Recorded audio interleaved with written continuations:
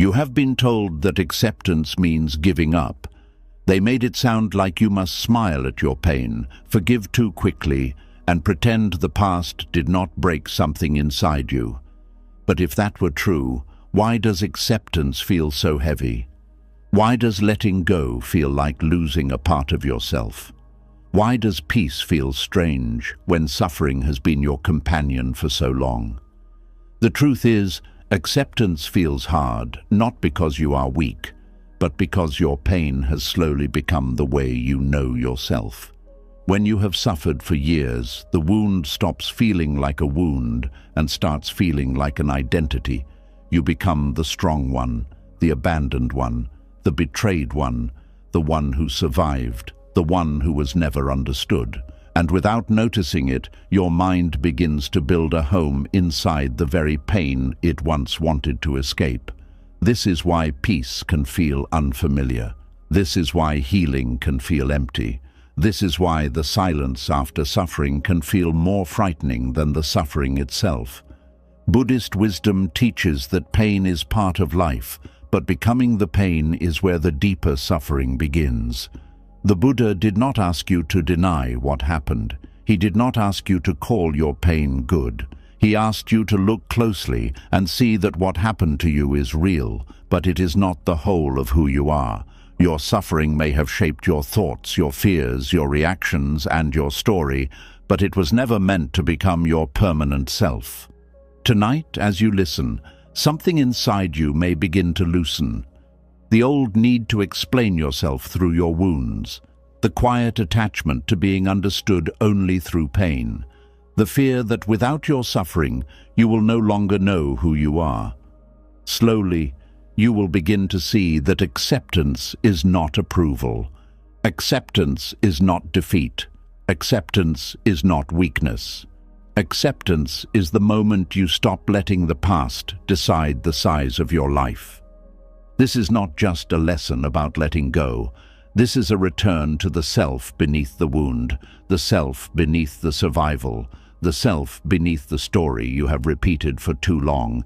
And as Buddhist wisdom reminds us, freedom does not begin when pain disappears. Freedom begins when you stop calling the pain your name. Are you ready? Let us begin. Before we go deeper, understand this clearly. Acceptance does not begin with peace. Many times it begins with a quiet sadness no one talks about. Because when suffering has been your identity for years, letting go does not feel like freedom at first. It feels like standing at the door of a house that hurt you, but still calling it home. A part of you wants to leave. Another part keeps whispering, "But who will I be without this pain?" There is a grief that comes with healing, and most people never speak about it. They talk about peace as if it arrives like sunlight through a window. They talk about acceptance as if it is soft, simple, and beautiful from the beginning. But for the person who has lived inside pain for too long, acceptance can feel like losing something familiar. It can feel like removing an old coat in winter, even when that coat is heavy, torn, and soaked with rain. It protected you once. It covered you once.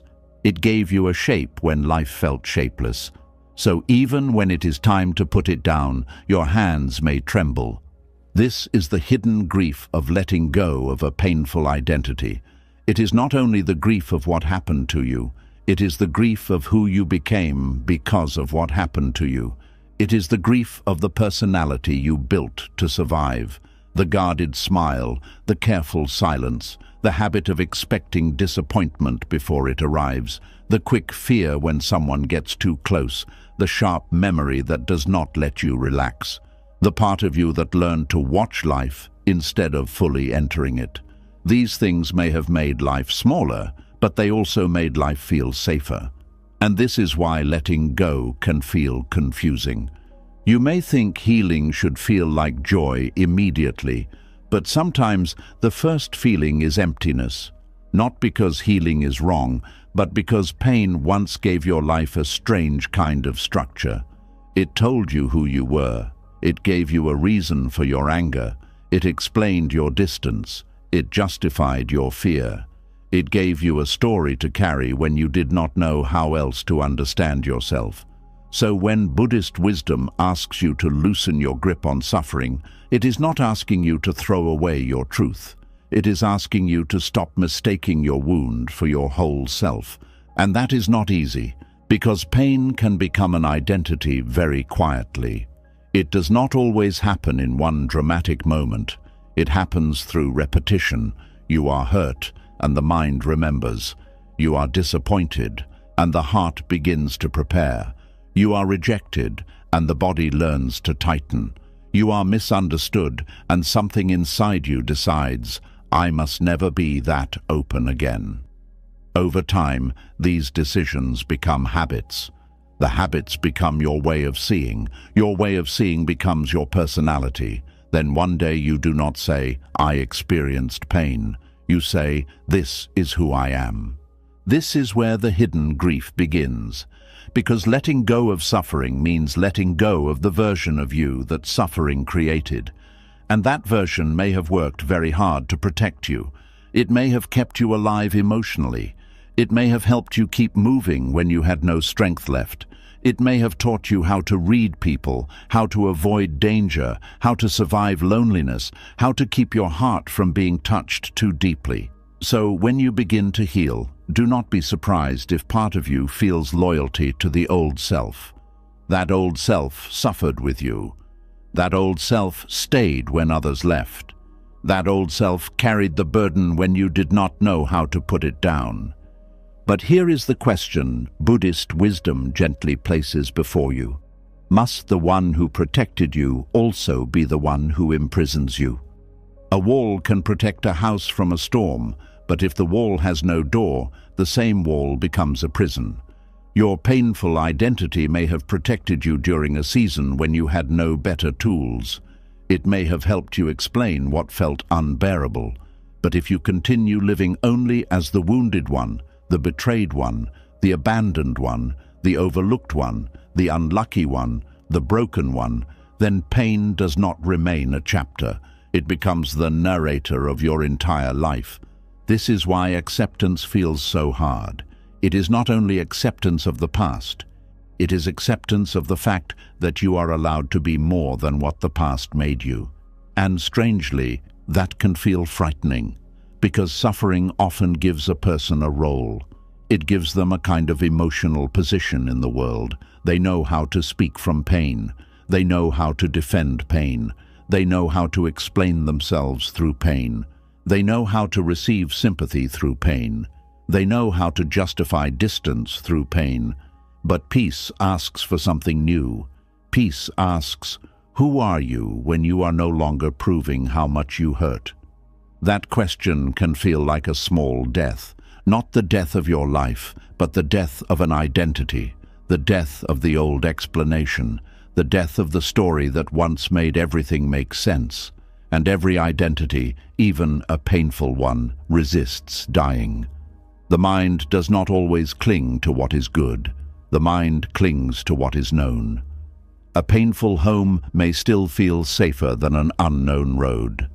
A familiar sadness may feel easier than an unfamiliar peace. A wound you understand may feel less frightening than a future you cannot control.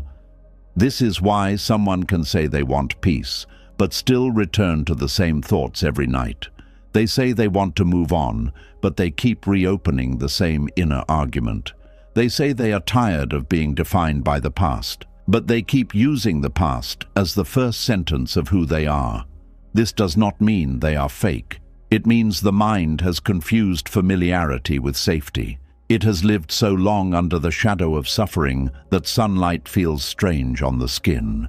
Buddhist wisdom does not judge this. It observes it. It says, look closely. That is one of the most powerful things about the Buddhist path. It does not rush to shame you for clinging. It does not shout at you to let go. It invites you to notice the clinging itself, to see how the hand tightens, to see what the mind fears losing, to see how the self has been built around something painful, and to understand that awareness is the first doorway out. When you begin to observe your painful identity, You may notice how often it speaks for you. Before you try something new, it says, "People like me do not get good things." Before you trust someone, it says, "Remember what happened last time." Before you rest, it says, "Do not relax too much." Before you receive kindness, it says, "This will not last." Before you forgive yourself, it says, "You should have known better." This voice may sound like wisdom, but often it is fear wearing the clothes of wisdom. Real wisdom does not keep you trapped. Real wisdom protects without closing the door on life. Real wisdom remembers the past without forcing you to live there. Real wisdom can say, "Yes, that hurt," without adding, "Therefore I must remain wounded forever." The hidden grief of letting go is also the grief of losing the attention pain once attracted. This is a delicate truth, and it must be handled with compassion. Some people have only felt seen when they were suffering. They were ignored when they were calm, dismissed when they were okay, overlooked when they were quiet. But when they were in pain, people finally listened. People finally asked questions. People finally treated them with softness. So the heart learned something dangerous. Pain is how I become visible. When this happens, healing can feel like disappearing. If your pain was the language through which people understood you, who will understand you when you become peaceful? If your struggle was the proof that your life mattered, what proves your worth when you no longer display your wounds? If your suffering was the only place where you received tenderness, why would the heart not fear letting it go? This is why compassion is necessary. You cannot shame yourself out of a painful identity. Shame only pushes the identity deeper. You cannot insult yourself into freedom. You cannot say, "Why am I still like this?" and expect the heart to open. The heart opens when it feels safe enough to release what it no longer needs. And Buddhist compassion begins by saying, "Of course you held on. You were trying to survive. Of course you became guarded. You were trying not to be hurt again. Of course you built meaning around your pain. You were trying to make sense of something that felt senseless." But compassion does not mean staying stuck. Compassion means you stop beating yourself for the chains while still learning how to remove them. Letting go of a painful identity also means grieving the pride you built around survival. Many people do not only suffer from pain, they become proud of how much pain they endured. They may not say it openly, but deep inside there is a feeling of, "Look what I survived. Look how much I carried. Look how strong I had to be." And there is truth in that. Survival deserves respect. Your endurance matters. The fact that you are still here, still breathing, still trying to understand, still reaching for peace, is not small. But the danger begins when survival becomes the only identity you trust. If you only know yourself as the one who survived pain, then peace may feel like a threat to your importance. You may wonder, if I stop suffering, does that mean what I went through was not serious? If I become happy, will people think it did not hurt? If I stop carrying this story, am I betraying the person I was? No. Healing does not erase the truth of your suffering. A scar does not need to stay open to prove the wound was real. You do not need to bleed forever for your pain to be valid. You do not need to remain angry for the past to matter. You do not need to keep living as the injured self to honor what you endured. Buddhist wisdom teaches that everything changes, not because nothing matters, but because clinging to any form as permanent creates suffering. Even the wounded self is not fixed. Even the identity formed in pain can soften. Even the story you have repeated for years can lose its power when you stop feeding it with constant belief. This does not happen by force. It happens through seeing. You begin to see that your painful identity is made of thoughts, memories, emotions, body reactions, and repeated stories. It feels solid because you have lived with it for so long, but when you look closely, it is always changing. Some days the pain is loud, some days it is quiet. Some moments you feel trapped, other moments you laugh and forget it for a while. Sometimes you feel like the old self. Sometimes another self appears, softer, lighter, more open. This means the painful identity is not as permanent as it claims to be. In Buddhism, this matters deeply. The self we defend so fiercely is not a fixed object. It is more like a river than a stone. It is moving, changing, forming, dissolving. But suffering makes the river feel frozen. It says, "This is me. This is who I am. This is who I will always be." Acceptance begins when you notice that the voice saying "always" is usually fear speaking. Life is not asking you to become someone false. Life is asking you to stop believing that the version of you shaped by pain is the final version. And yet there is grief in that, because even when a painful identity limits you, it also gives you something to hold. Letting it go can feel like walking without the old map. You may not know how to speak without mentioning what hurt you. You may not know how to relate to people without expecting them to disappoint you. You may not know how to rest without feeling guilty. You may not know how to receive love without suspicion. You may not know how to be calm without waiting for the next problem. This is not failure. This is the awkward beginning of freedom. When a bird has lived in a cage for years, the open sky is not immediately comforting. The cage was small, but it was known. The sky is wide, but it is uncertain. Healing can feel like that. A painful identity is a cage the mind learned to decorate. It put names on the walls. It placed memories in the corners. It called the smallness safety. Then one day the door opens, and instead of flying immediately, the heart hesitates.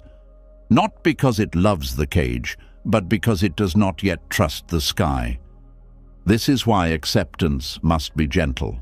The mind cannot be forced into freedom. It must be shown again and again that peace is not danger.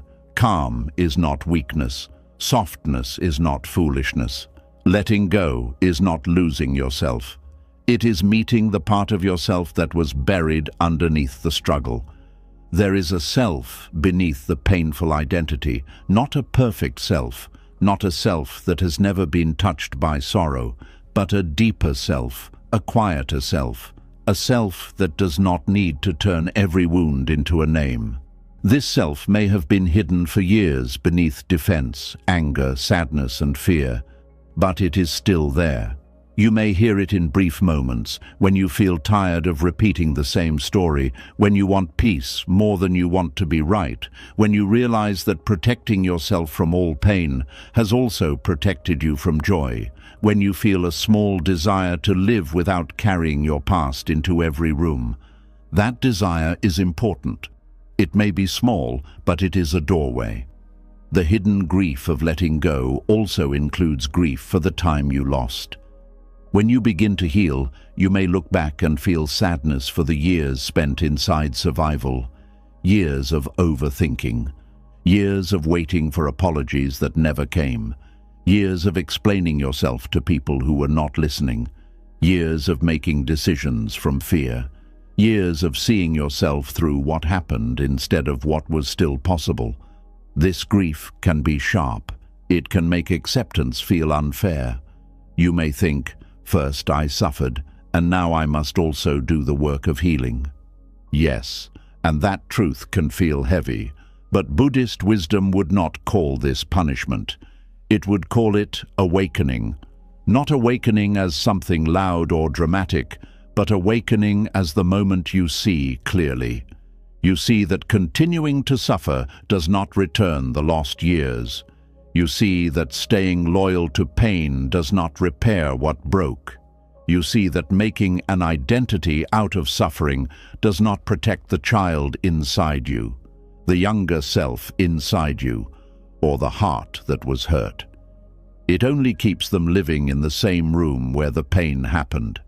At some point, compassion asks you to stop making your present life a monument to your past pain. This does not mean forgetting.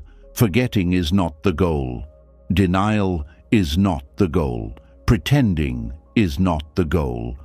The goal is to remember without becoming trapped, to acknowledge without becoming consumed, to honor what happened without building your entire identity around it, to say, "This was part of my path," without saying, "This is all I am." That difference is small in words, but enormous in life. One statement closes the door, the other opens it. When suffering becomes your identity, you may feel a secret fear that peace will make you ordinary. Pain can create a sense of depth. It can make you feel different from others, more serious, more aware, more emotionally complex. Sometimes people begin to believe that without their suffering, they will become shallow, simple, or unnoticed. But this is another trick of the wounded mind. Peace does not make you empty. Peace makes you available. Available to love without always preparing for loss. Available to rest without guilt.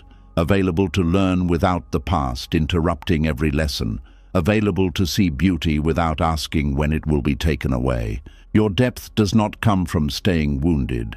Your depth comes from seeing clearly. It comes from meeting life with an open heart after pain tried to close it. It comes from understanding suffering without worshipping it. It comes from becoming kind without becoming blind. It comes from being strong without needing to stay hardened. This is the kind of depth Buddhist wisdom points toward, not the depth of endless sorrow, but the depth of presence, the depth of being able to sit with pain without turning it into a throne, the depth of being able to say, "Pain is here," instead of "I am pain," the depth of knowing that every feeling rises, stays for a while, and passes, the depth of not building a permanent self out of a passing storm.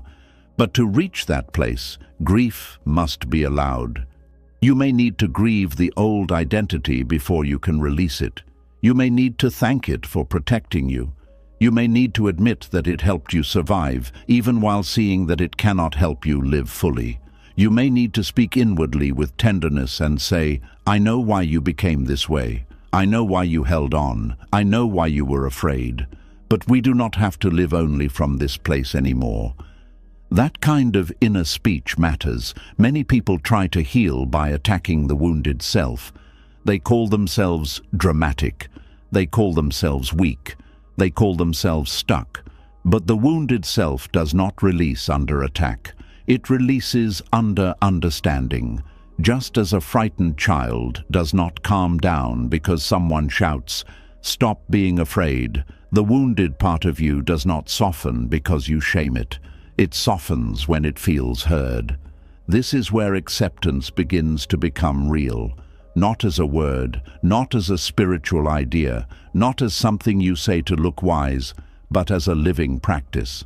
Acceptance says, "I see the pain. I see the identity built around the pain. I see the fear of letting it go. I see the grief of not knowing who I am without it. And I will not run from any of this." That is powerful because most people either cling to pain or try to escape it. Acceptance does neither. It sits down in the middle and looks honestly. It does not say, "This did not matter." It does not say, "This must define me forever." It says, "This happened, and now I will learn how to meet it without becoming it." The more you practice this, the more space appears. At first, the space may last only a few seconds, a moment when you notice the old story rising, but you do not immediately enter it. A moment when sadness comes, but you do not call it your whole life. A moment when someone misunderstands you, but you do not collapse into the identity of the one who is never seen. A moment when you remember the past, but you do not let it take control of your entire body. These small moments are not small. They are the first signs that the painful identity is losing its grip. Freedom often begins quietly, not with a grand announcement, not with a perfect breakthrough, not with sudden joy. It begins when you stop introducing yourself to yourself through your wounds. It begins when you notice that you are more than the thing you survived. It begins when you realize that the old pain may still visit, but it no longer has the right to move in and rearrange the whole house. And yes, there will be grief. Let there be grief. Grieve the years you spent guarded. Grieve the version of you that never got to feel safe. Grieve the softness you had to hide. Grieve the dreams that pain interrupted. Grieve the ways you learned to shrink, defend, explain, and expect less.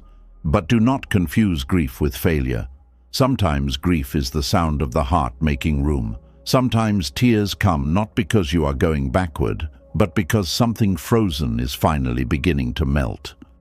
Letting go of a painful identity does not mean you wake up one day and become untouched by life. It means you stop using pain as the center of your name. It means you allow yourself to be complex, not only wounded. Tender, not only guarded. Wise, not only hurt. Strong, not only because you endured, but because you are willing to live again without hiding behind what happened.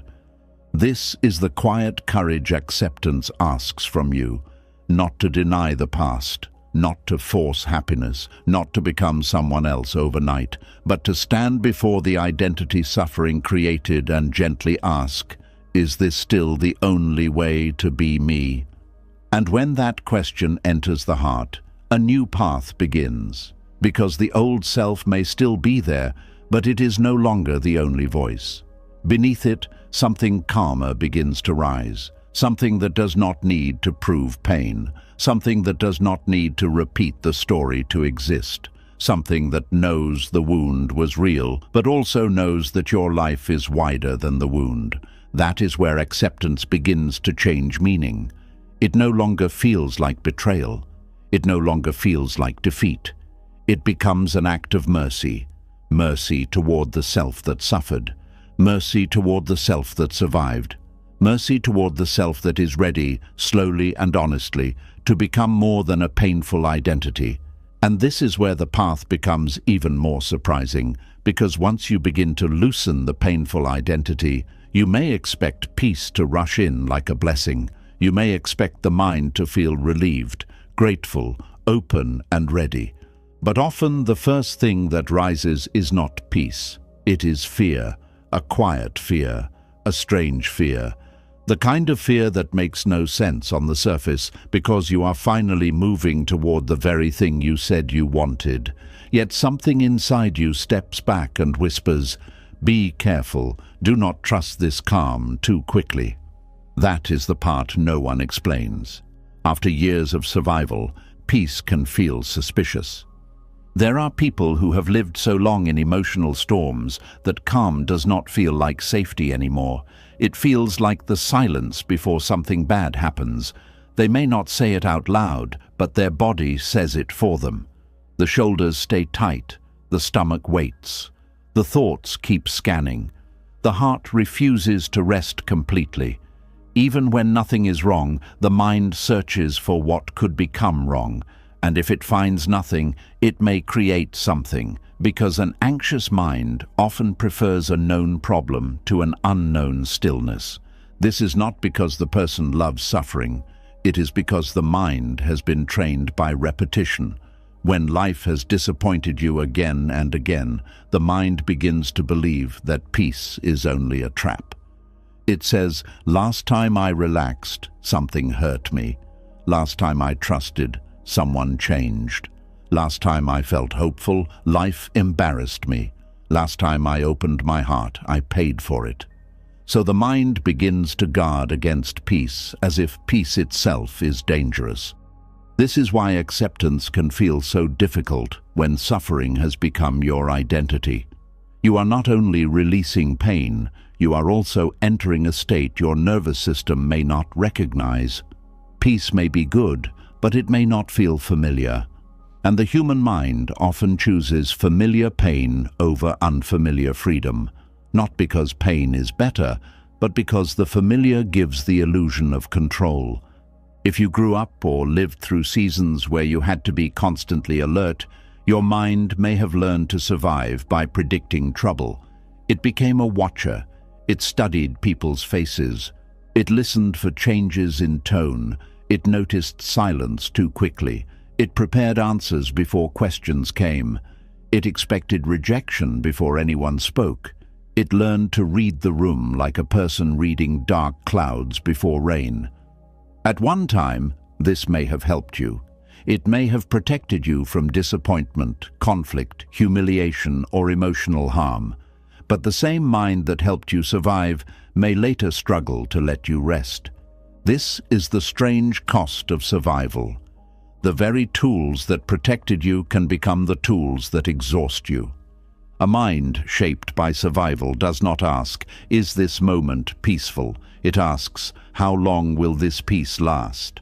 It does not ask, "Can I enjoy this kindness?" It asks, "What will this person want from me later?" It does not ask, "Can I breathe now?" It asks, "What am I missing?" That question, "What am I missing?" becomes the private music of a tired mind. Even in calm places, it keeps playing. Buddhist wisdom sees this clearly. It teaches that the mind is shaped by conditions. The thoughts you repeat, the fears you feed, the memories you revisit, the reactions you practice, all of these become grooves in the mind. Like water flowing down the same path again and again, the mind learns where to go.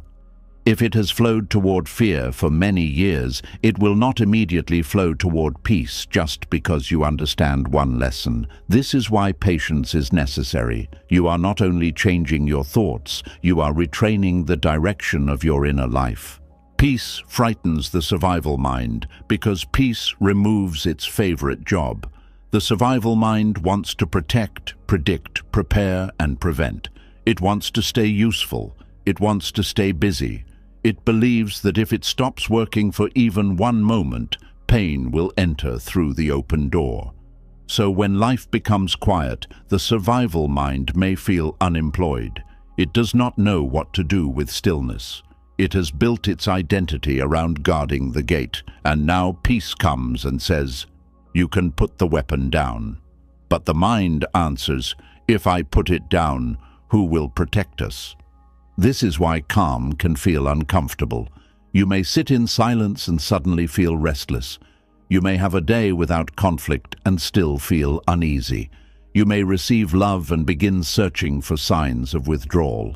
You may finish a difficult season and then feel more anxious than you felt during the struggle.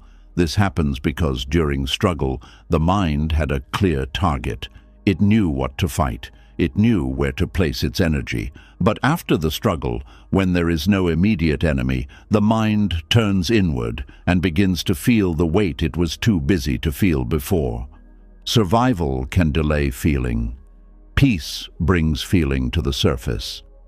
This is one reason people fear peace. When the noise stops, the buried emotions begin to speak. The grief that was postponed, the anger that was swallowed, the fear that was hidden beneath responsibility, the loneliness that was covered by busyness, the exhaustion that was ignored because there was no time to fall apart. During survival, you may not have had space to process anything. You simply kept going. You woke up, handled life, endured what came, and told yourself there was no choice. But when peace arrives, all the unfelt things may finally come forward. And the mind, not understanding this, may think peace is the problem. But peace is not the problem. Peace is the space where the truth finally feels safe enough to appear. This is why Buddhist practice does not rush people into false calm. It does not say, "Just be peaceful." It asks you to sit, breathe, notice, and allow what is here. That sounds simple, but it is not easy for a mind trained by survival. Because when you sit quietly, you may meet the parts of yourself you avoided. You may meet the fear beneath your anger. You may meet the sadness beneath your control. You may meet the tenderness beneath your hardness. You may meet the childlike part of you that wanted safety, but learned to call vigilance wisdom. And when these parts appear, the first reaction may be resistance. You may want to distract yourself. You may want to pick up your phone, start an argument in your head, replay an old memory, plan the future, eat when you are not hungry, work when you are tired, or find something to worry about. Not because you are foolish, but because stillness can expose what motion helped you avoid. The mind fears peace because peace takes away the hiding places. There is also another reason peace feels threatening after years of survival. Peace asks you to stop proving that your pain was real. When you are still struggling, the evidence is visible. Your tired face, your guarded behavior, your emotional distance, your anxiety, your tears, your anger, your constant explanations, all of these seem to say, "See, I was hurt. See, it mattered. See, I am not making it up." But as you heal, the outer signs may begin to fade. You may smile more. You may rest more.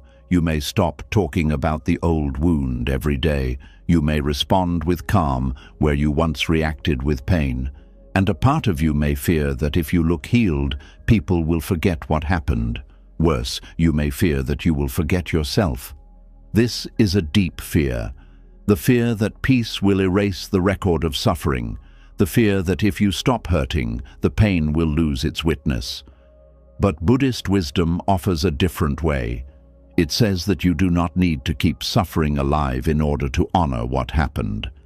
Awareness can remember without clinging. Compassion can validate without reopening. Wisdom can carry the lesson without carrying the wound as a permanent name. A healed person is not someone who denies the storm. A healed person is someone who no longer needs to live as the storm. The mind fears this because it has mistaken intensity for truth. Many people believe that if they are not deeply upset, then what happened must not matter. If they are not angry, then they must have accepted injustice. If they are not grieving every day, then they must have abandoned the past. But this is not true. Peace does not reduce the truth. Peace changes your relationship with the truth. You can know something hurt you without letting it rule your breath.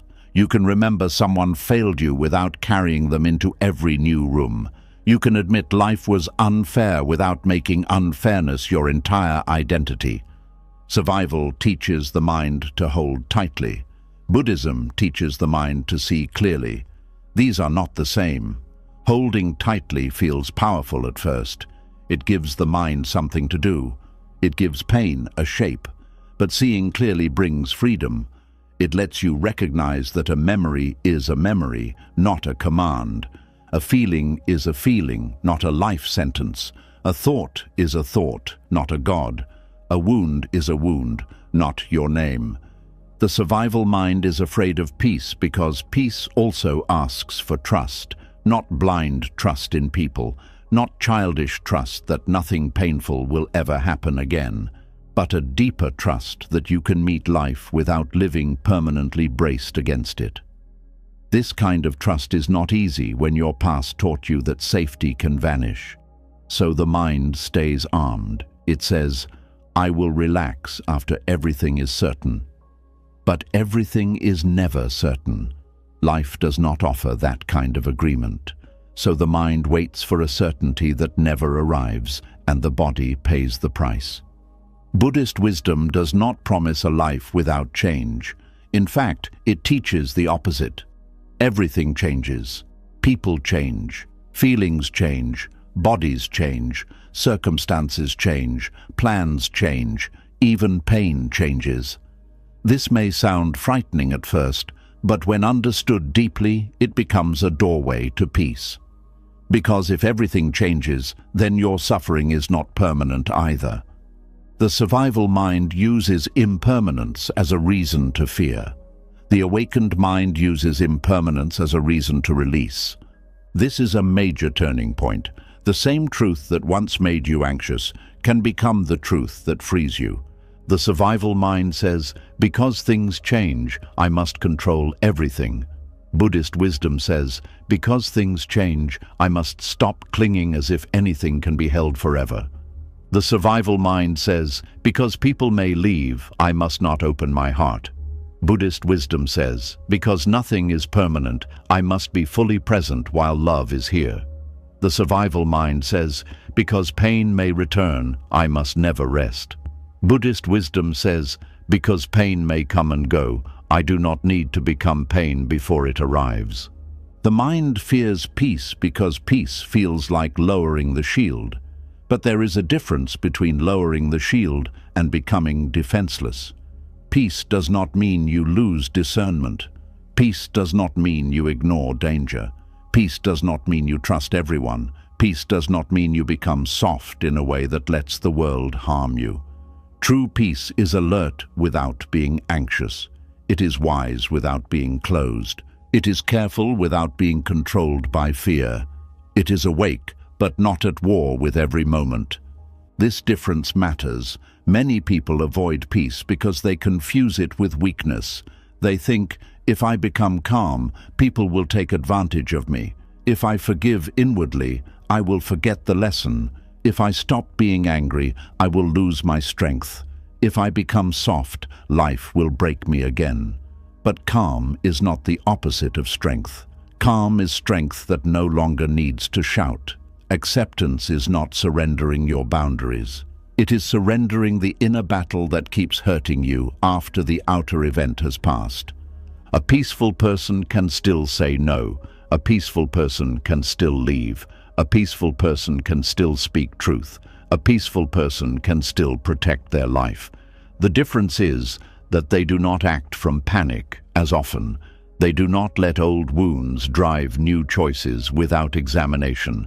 They do not punish the present for what the past did. They do not confuse every discomfort with danger. Years of survival can make the body addicted to urgency. Not addiction in a moral sense, but in the sense that the body becomes used to high alert. Stress hormones, rushing thoughts, tight muscles, shallow breathing, constant checking, emotional tension, all of these become normal. Then when peace comes, the body may feel strangely empty, almost bored, even unsafe. The mind may think something is missing, when what is missing is the old emergency. This is why some people create conflict when life becomes calm. They may not mean to. They may start questioning good things, testing kind people, reopening old arguments, doubting every blessing, or making small issues feel huge. Their system is not used to ease. It knows how to function in pressure, but not how to receive calm. It knows how to survive chaos, but not how to relax into enough. This can be painful to realize, but it can also be liberating, because once you see the pattern, you stop blaming the present for discomfort that belongs to the past. You begin to say, this peace feels strange because my mind is learning a new language. You stop assuming that unease means something is wrong. Sometimes unease simply means something old is leaving and something new has not yet become familiar. This is where practice becomes important. Peace must be practiced like a skill, not chased like a prize, not forced like a performance. Practiced. You practice by noticing a calm moment and staying with it for a little longer. You practice by breathing when the mind wants to invent a problem. You practice by receiving kindness without immediately searching for its hidden cost. You practice by letting a good day be a good day without asking when it will be ruined. You practice by telling the body gently and repeatedly, this is not danger, this is peace. We are learning. That last phrase is powerful. We are learning. It removes shame. It reminds you that peace is not something you failed to have. It is something your system may not have been taught. If your mind learned survival through repetition, it can learn peace through repetition too. This is not quick, but it is possible. The mind that learned to fear can learn to soften. The body that learned to brace can learn to breathe. The heart that learned to expect loss can learn to stay open without becoming careless. In Buddhist practice, the breath is often used because the breath is always present.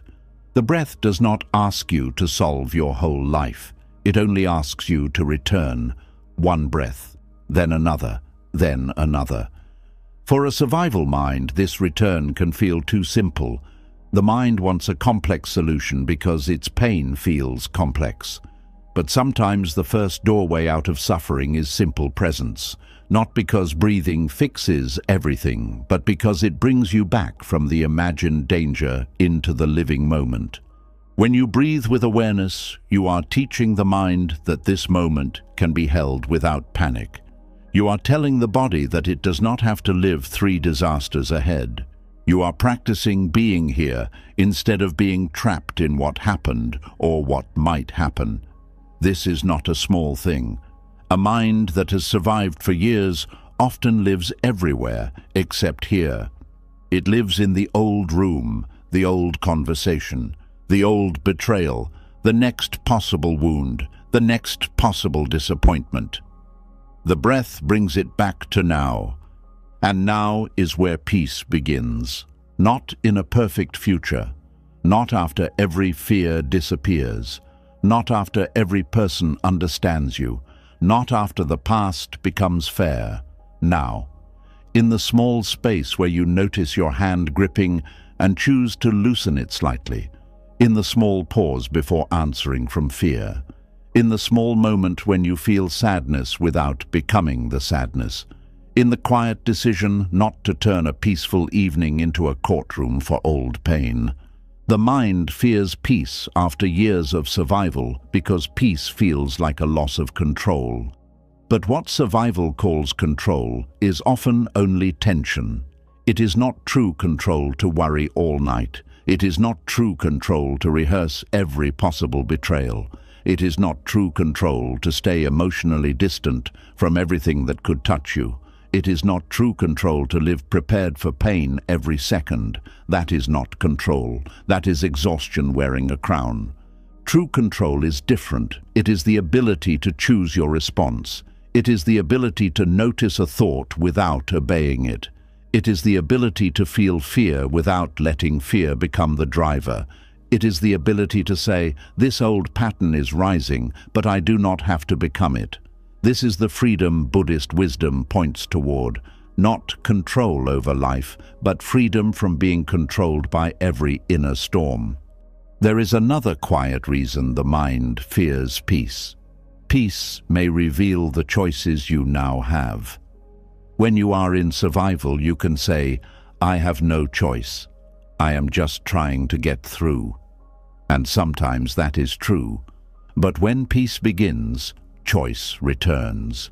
You can choose how to live, who to become, what to stop carrying, what to build, what to forgive, what to leave, what to nourish. Choice is beautiful, but it can also feel heavy, because choice brings responsibility. A person who has lived through pain may fear this responsibility. They may wonder, if I am no longer only a victim of what happened, then what do I do now? If I am more than my wound, then how do I live? If I cannot blame every part of my life on the past forever, what must I begin to change? These questions can feel uncomfortable, but they are not cruel. They are signs that life is returning to your hands. Buddhist wisdom does not deny that causes and conditions shape us. It understands deeply that what happened to you matters, but it also teaches that awareness creates a new condition. Once you see clearly, you are no longer only repeating the old pattern unconsciously. You can begin again, not by rejecting your past, but by refusing to let it be the only force shaping your future. This is where peace becomes courageous. Peace is not passive. Peace requires courage because it asks you to stop rehearsing pain as your protection. It asks you to stop confusing worry with preparation. It asks you to stop believing that being tense means being safe. It asks you to allow good moments without punishing them with suspicion. It asks you to let your body learn that not every quiet room contains a hidden threat. For someone who has never lived in survival, this may sound simple, but for someone who has, this is deep work. It is the work of telling the mind many times, "Thank you for trying to protect me, but we do not need to live like danger is always at the door." It is the work of touching peace gently, then stepping back when needed, then returning again. It is the work of learning that calm is not a trick.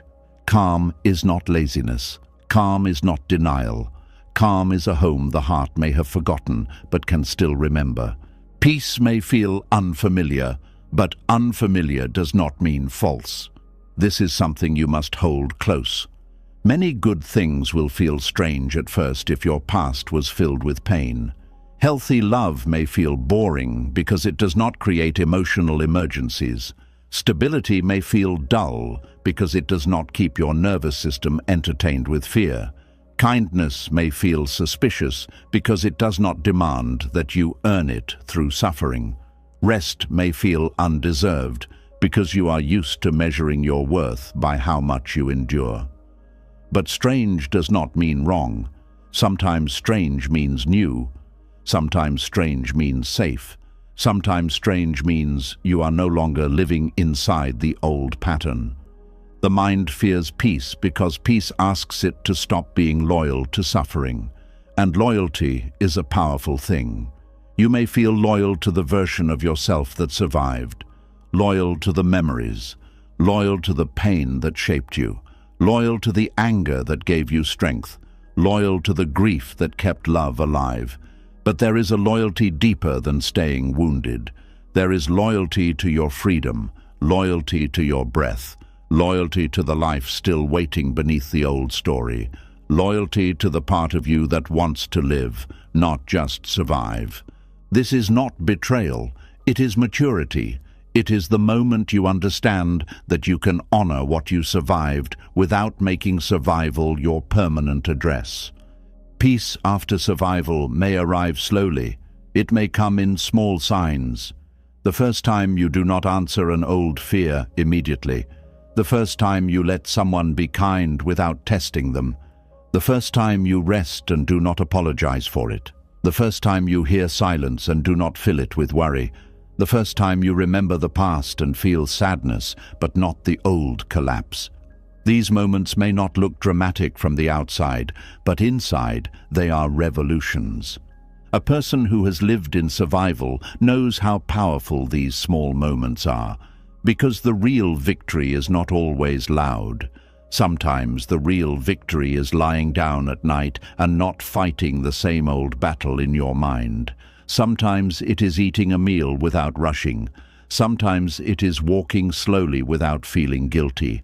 Sometimes it is allowing laughter without thinking you are betraying your sorrow. Sometimes it is letting the body soften for one breath longer than it did yesterday. This is how peace becomes familiar. Not all at once, but through repeated kindness toward your own nervous system, through gentle awareness, through not attacking yourself when fear returns, through understanding that fear of peace is not failure. It is a sign that your survival patterns are being touched, and when they are touched, they may protest. Let them protest. Listen without obeying. Respect their history without giving them the steering wheel. You can say inwardly, "I know why you are afraid. I know you learn to expect the worst. I know peace feels unsafe because you have seen calm break before. But this moment is not that moment. This breath is not that day. This room is not that old room. This person is not everyone who hurt us. This life is still open." That kind of inner language begins to heal the split between the part of you that wants peace and the part of you that fears it. You stop treating the fearful mind as an enemy. You treat it as an old guard who has worked too long without rest. You do not mock it. You do not let it rule. You thank it, then teach it a new way. This is where Buddhist compassion and Buddhist wisdom meet. Wisdom sees that fear is conditioned. Compassion understands why. Wisdom knows fear is not the whole truth. Compassion does not shame it for appearing. Together, they help you move forward without violence toward yourself. And slowly, peace stops feeling like a threat. It becomes less like an empty room and more like a quiet garden. At first, you may stand at the gate, unsure whether you are allowed to enter. Then you take one step, then another. You notice there is no need to perform here, no need to prove pain, no need to defend your wound, no need to explain your whole history before you can breathe. You can simply be. And for someone who has lived in survival, simply being may be the most unfamiliar freedom of all. This is what the mind must learn. Peace is not the absence of strength. Peace is what strength becomes when it no longer has to fight every second. Peace is not forgetting. Peace is remembering without being owned. Peace is not weakness. Peace is the courage to stop living as if the past is still happening. Peace is not the end of awareness. Peace is awareness without panic. So if peace feels hard, do not assume you are broken. Maybe your mind is standing at the edge of a life it has never known. Maybe your body is waiting for danger because danger once arrived when you were unprepared. Maybe your heart is afraid to open because opening once cost too much. But none of this means peace is impossible. It only means peace must be introduced gently. You do not force the mind out of survival. You invite it. You show it evidence. You let calm stay for a moment. You let the breath deepen. You let the shoulders drop. You let silence exist without turning it into fear. You let one peaceful day remain one peaceful day. You let yourself enjoy something small without asking sorrow for permission. And with time, the mind begins to understand. It begins to see that peace is not here to erase your story. It is here to stop your story from hurting you in the same way. It is not here to make you naive.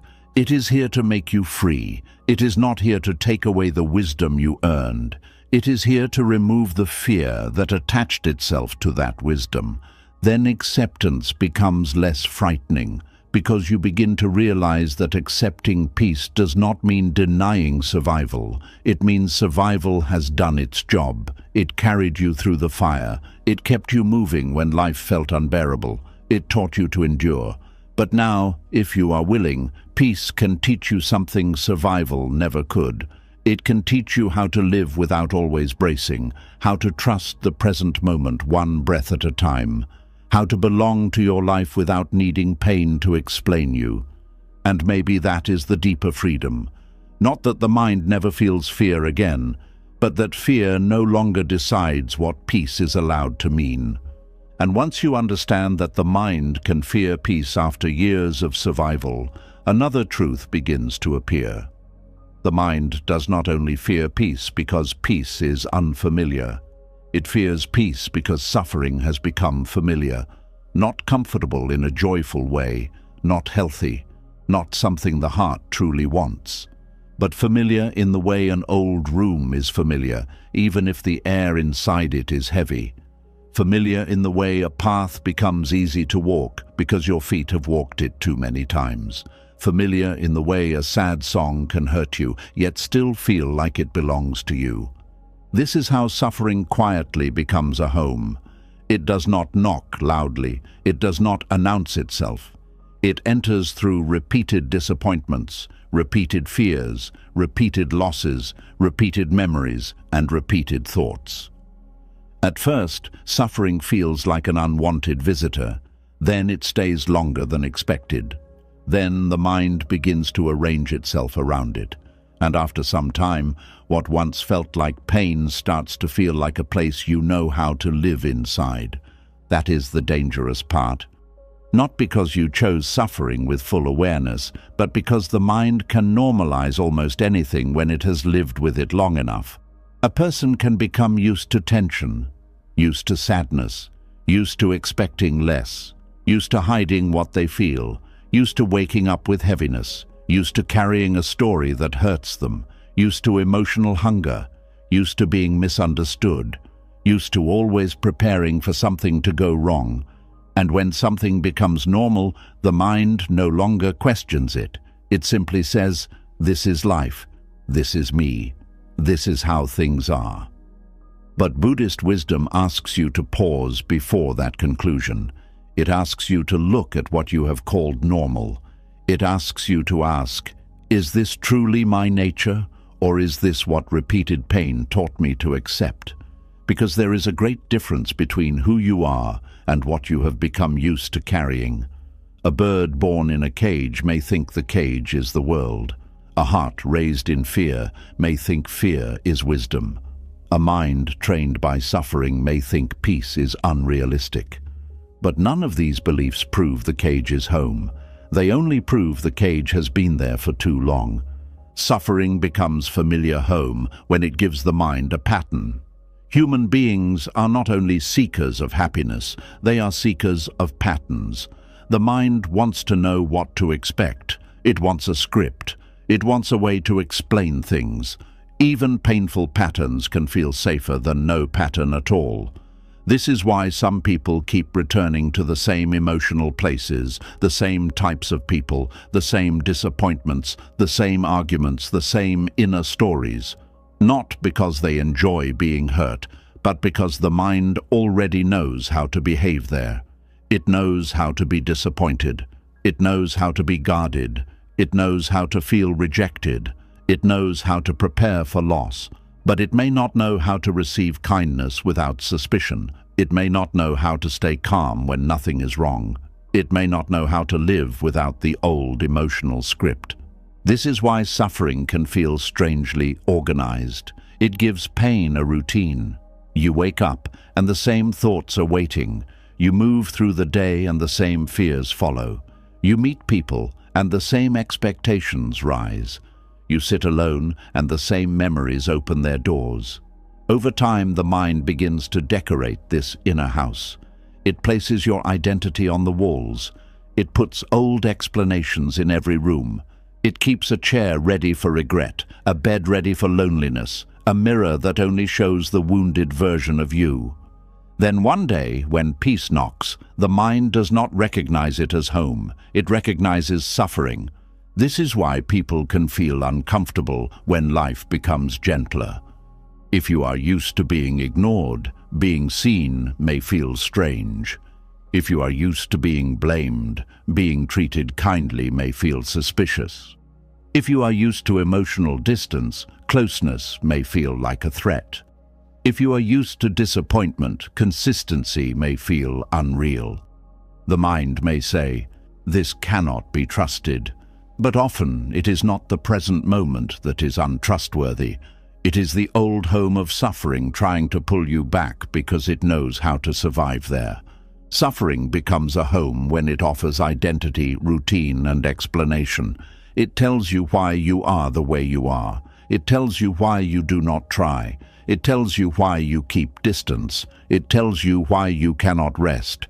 It tells you why you expect betrayal. It tells you why you do not hope too much. And because these explanations reduce confusion, the mind may hold them tightly. Pain becomes a map. A painful map, yes, but still a map. It says, this is where you came from. This is why you hurt. This is why you must stay careful. But Buddhist wisdom would ask, is this map leading you out or only helping you walk in circles? That question matters because not every explanation heals. Some explanations only keep the wound alive in a smarter language. You can understand why you suffer and still remain attached to suffering. You can name your patterns and still repeat them. You can know the roots of your pain and still water them every day with attention. This is why awareness must go deeper than analysis. Buddhism is not only interested in the story of pain, it is interested in the clinging beneath the story. It asks, what are you still holding? What do you fear losing? What do you keep returning to even though it burns your hands? The familiar home of suffering is built from small acts of returning. Every time the mind replays an old insult, it returns. Every time it rehearses a future rejection, it returns. Every time it chooses suspicion before curiosity, it returns. Every time it uses the past to judge the present before the present has a chance to speak, it returns. These returns may feel automatic, but they are not meaningless. They are the mind walking back to the house it knows, and because it has walked back so many times, the road feels natural. This is where practice begins, not by condemning the mind, but by noticing the road. Before you can leave a familiar home, you must know when you are entering it. You must notice the doorway. Maybe the doorway is a certain memory. Maybe it is a phrase someone says. Maybe it is silence from someone you care about. Maybe it is a feeling in the chest. Maybe it is the moment life becomes too calm and your mind starts searching for danger. The doorway is different for everyone, but the work is the same. Notice before you move in. When suffering has become familiar, the mind often mistakes intensity for belonging. If an emotion is loud, it feels true. If a memory is painful, it feels important. If a fear returns again and again, it feels wise. But repetition is not proof of truth. A lie repeated for years can still feel like truth to the body. A fear practiced for years can still feel like intuition. A wound touched again and again can still feel like identity. Buddhist wisdom invites you to stop bowing to every repeated thought as if it is a teacher. Some thoughts are not teachers. Some thoughts are echoes. Some are habits. Some are old alarms ringing in rooms where no fire is burning anymore. This does not mean you should ignore your pain. It means you should learn to distinguish pain that asks for care from pain that asks for control. Pain that asks for care says, "Please listen." Something inside needs tenderness. Pain that asks for control says, "Do not trust anything, do not change, stay here, keep watching, keep expecting the worst." One opens the heart toward healing. The other locks the heart inside survival. The difference may be subtle, but seeing it can change your life. Suffering becomes home when the mind begins to feel loyal to the struggle. This loyalty can be quiet. It may sound like, "After everything I went through, I cannot just be okay." It may sound like, "If I become peaceful, it will seem like the past did not matter."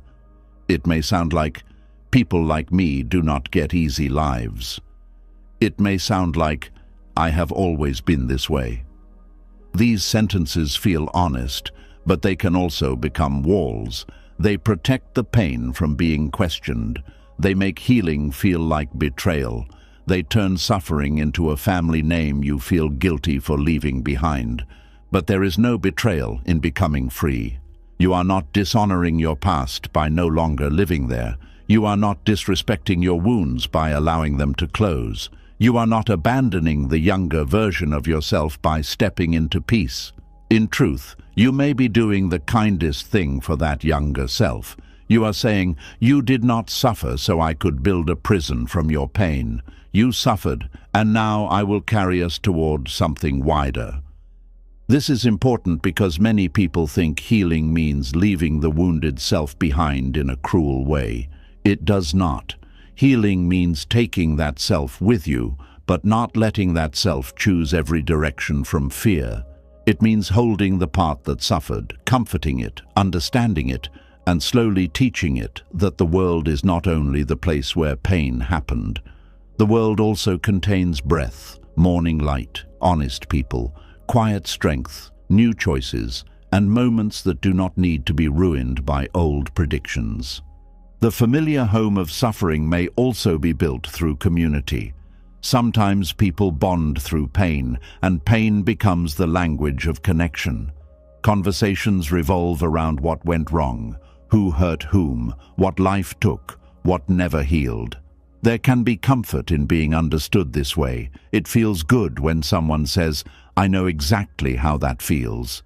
It feels less lonely when another person recognizes your wound.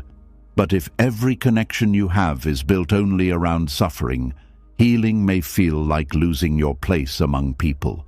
You may fear that if you become lighter, you will no longer belong. This is one of the quiet traps of painful identity. The heart wants connection, and if pain is the only bridge it has known, it may resist crossing a different bridge. But true connection does not require you to stay wounded. The deepest relationships are not the ones that keep you locked inside the same sorrow forever. They are the ones that can honor your pain while also welcoming your growth. A person who truly loves your freedom will not need you to stay broken so the bond can remain familiar. Suffering becomes home when hope has disappointed you too many times. Hope can feel dangerous after repeated loss. It asks the heart to open toward possibility, and the heart remembers what happened when it opened before. So the mind may choose low expectations as a form of shelter. It says, "If I expect nothing, I cannot be hurt." This sounds protective, but it also slowly drains life of color. Low expectation may reduce shock, but it also reduces wonder. It may prevent certain disappointments, but it also prevents certain joys from entering fully. Buddhist wisdom does not teach hope in the shallow sense of forcing yourself to believe everything will go your way. It teaches something steadier. It teaches that each moment can be met freshly, not because life is guaranteed to be easy, but because clinging to old pain prevents you from seeing what is actually here. When suffering becomes home, the mind does not meet the present. It meets its own expectations. It does not see the person in front of it. It sees the shadow of someone from before. It does not hear the current silence. It hears every silence that once meant abandonment. It does not feel the current peace. It feels the old fear of losing peace. To leave the familiar home of suffering, you must begin seeing the present as the present. This may sound simple, but it is a deep spiritual discipline. It means asking, what is happening now, not what happened before? What is true in this moment, not what my fear predicts? What is this person showing me today, not what someone else taught me to expect? What is my body feeling now, not what my memory is adding? These questions help loosen the old spell. They bring the mind back from the house of suffering into the living room of now.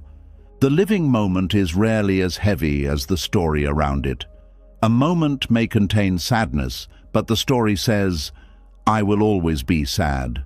A moment may contain loneliness, but the story says, "No one will ever stay." A moment may contain uncertainty, but the story says, "Something terrible is coming." Suffering becomes home when the story grows larger than the moment. Buddhist mindfulness gently reverses this. It brings you back to direct experience. Breathing, sitting, feeling, hearing, seeing. One moment, one sensation, one thought passing. Not the whole future, not the whole past. Just this. This is how the walls begin to weaken. You do not demolish the familiar home of suffering by violence. You do not scream at yourself to be different. You do not pretend you are free when you are still afraid.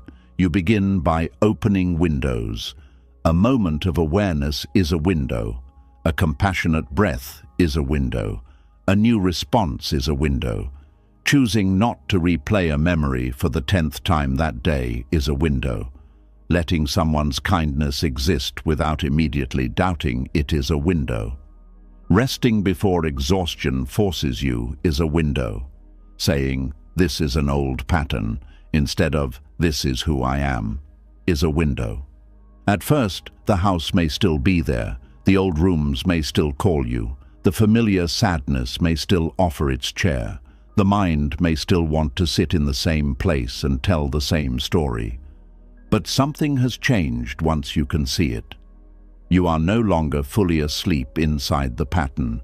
You are standing at a distance, even a small distance, and that distance is sacred. In Buddhism, this space between awareness and reaction is where freedom begins, not after every wound is gone, but the moment you see the wound without becoming its servant. Suffering becomes home because the ego likes what is known. The ego is not always proud in a loud way. Sometimes it is simply the part of you that wants to remain consistent. It says, "This is my story, this is my role, this is the way I am seen, this is the way I protect myself." It fears change because change feels like disappearance. Even painful identity gives the ego something to hold. If you have been the one who was hurt for a long time, who are you when healing begins? If you have been the one who cannot trust, who are you when trust becomes possible? If you have been the one who expects loss, who are you when something stays? These questions can shake the inner house, but they are not meant to destroy you. They are meant to reveal that the self is wider than the role. You are not only the one who suffered, you are also the one who noticed the suffering. You are the one who wants freedom. You are the one who can learn. You are the one who can choose one breath differently. You are the one who can sit with pain and still not make pain your God. That noticing self, that aware self, is not trapped in the old rooms in the same way. It can walk out. Buddhist wisdom often points to non-attachment, but non-attachment is easily misunderstood. It does not mean becoming cold. It does not mean having no feelings. It does not mean cutting away your humanity. It means not turning passing experiences into permanent chains. It means letting pain be pain without turning it into a fixed identity. It means letting thoughts arise without signing your life over to them. It means letting memories appear without building a house around them. In simple language, non-attachment is the art of not moving into every feeling that visits you. This matters because suffering often begins as a visitor. Sadness visits, fear visits, shame visits, anger visits. But when the mind is unaware, it gives them keys. It lets them choose the furniture. It lets them write your name on the door. Then one day you think, this is my home. But a feeling that visits is not the owner of your life. A thought that arrives is not the ruler of your future. A memory that hurts is not the whole truth of your being. To see this clearly, you must learn to sit at the doorway of your own mind. When suffering knocks, you do not have to slam the door.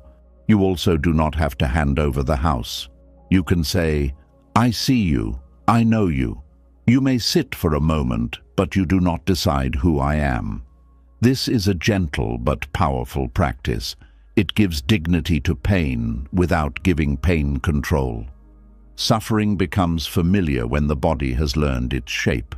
You may feel it as heaviness in the chest, tightness in the throat, pressure behind the eyes, tension in the jaw, a restless stomach, tired arms, a back that never fully relaxes.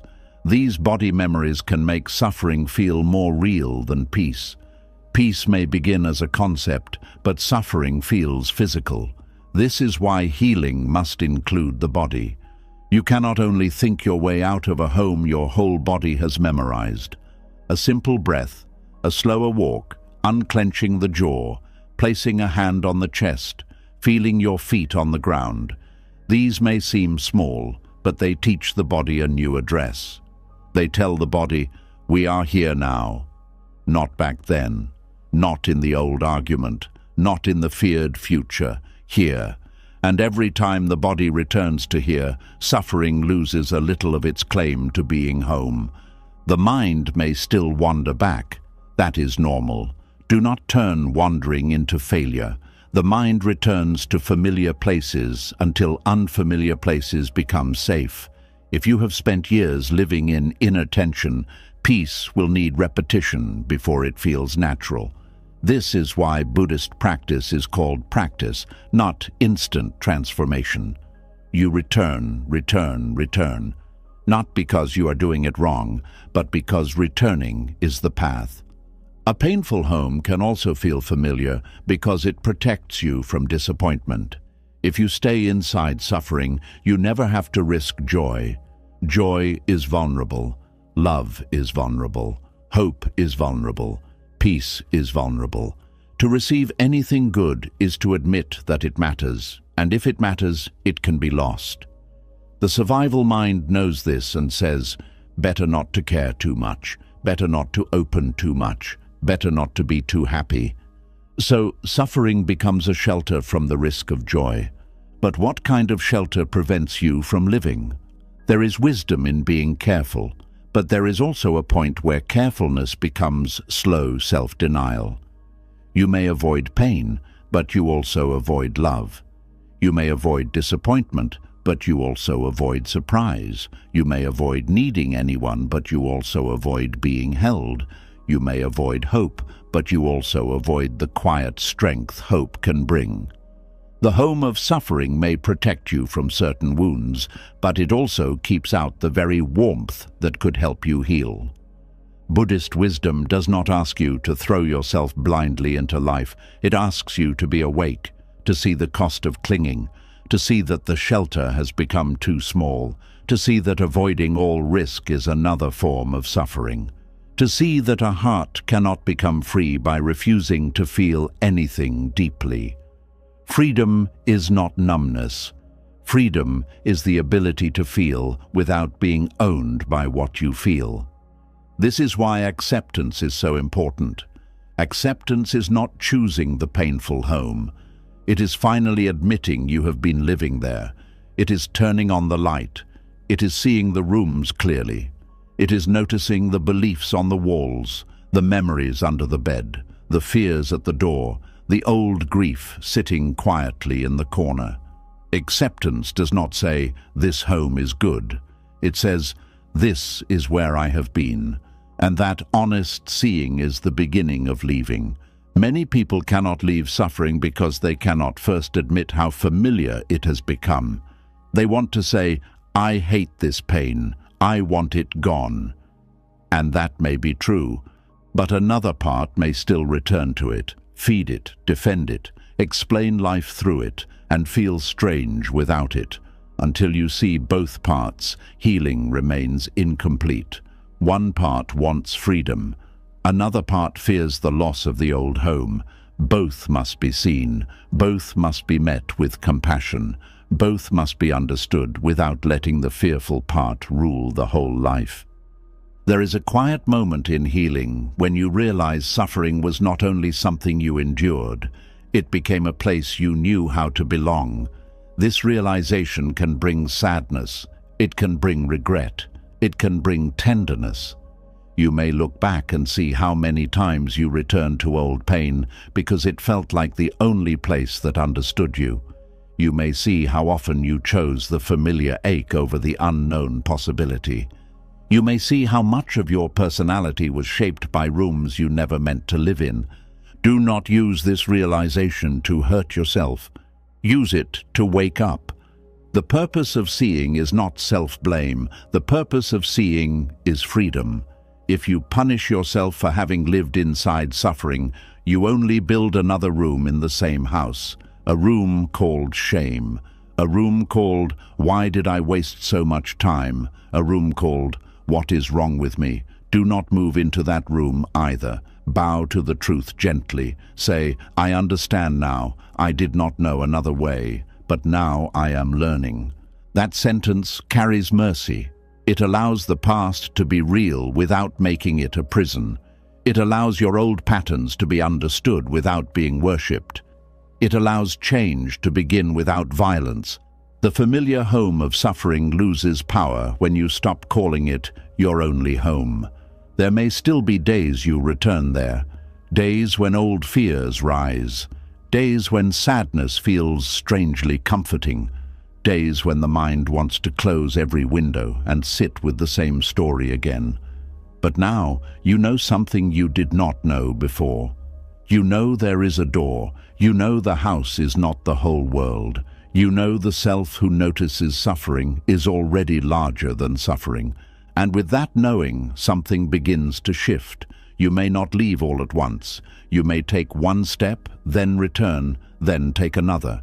You may stand outside for a moment, feel the open air, then feel afraid and go back inside. That is still part of the path. Do not despise small departures. Every moment you do not fully believe the old story is a departure. Every breath taken in awareness is a departure. Every time you choose presence over replaying pain, you are stepping beyond the familiar house. Eventually, peace becomes less foreign. Not because life becomes perfect, but because you stop treating suffering as your address.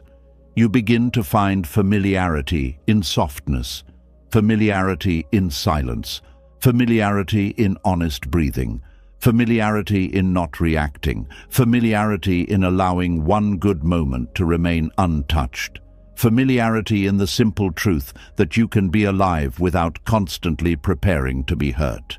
This is how the home changes, not by denying the old house existed, but by building a new place inside yourself. A place where pain can visit without becoming king. A place where memories can arise without writing your future. A place where fear can speak without holding the keys. A place where the wounded self is welcomed, but not allowed to lock every door. And maybe this is the great turning point. Suffering becomes a familiar home quietly, but freedom can become familiar quietly too. Breath by breath, choice by choice, moment by moment. You can teach the mind a new path. You can teach the body a new safety.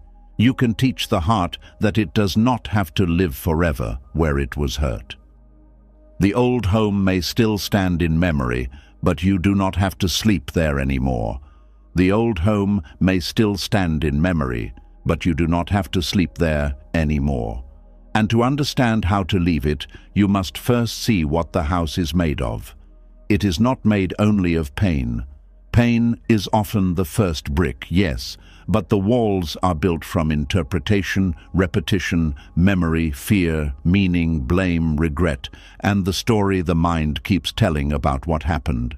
This is where Buddhist wisdom becomes very clear. There is pain, and then there is my story of pain. One is an experience. The other is an identity built around the experience.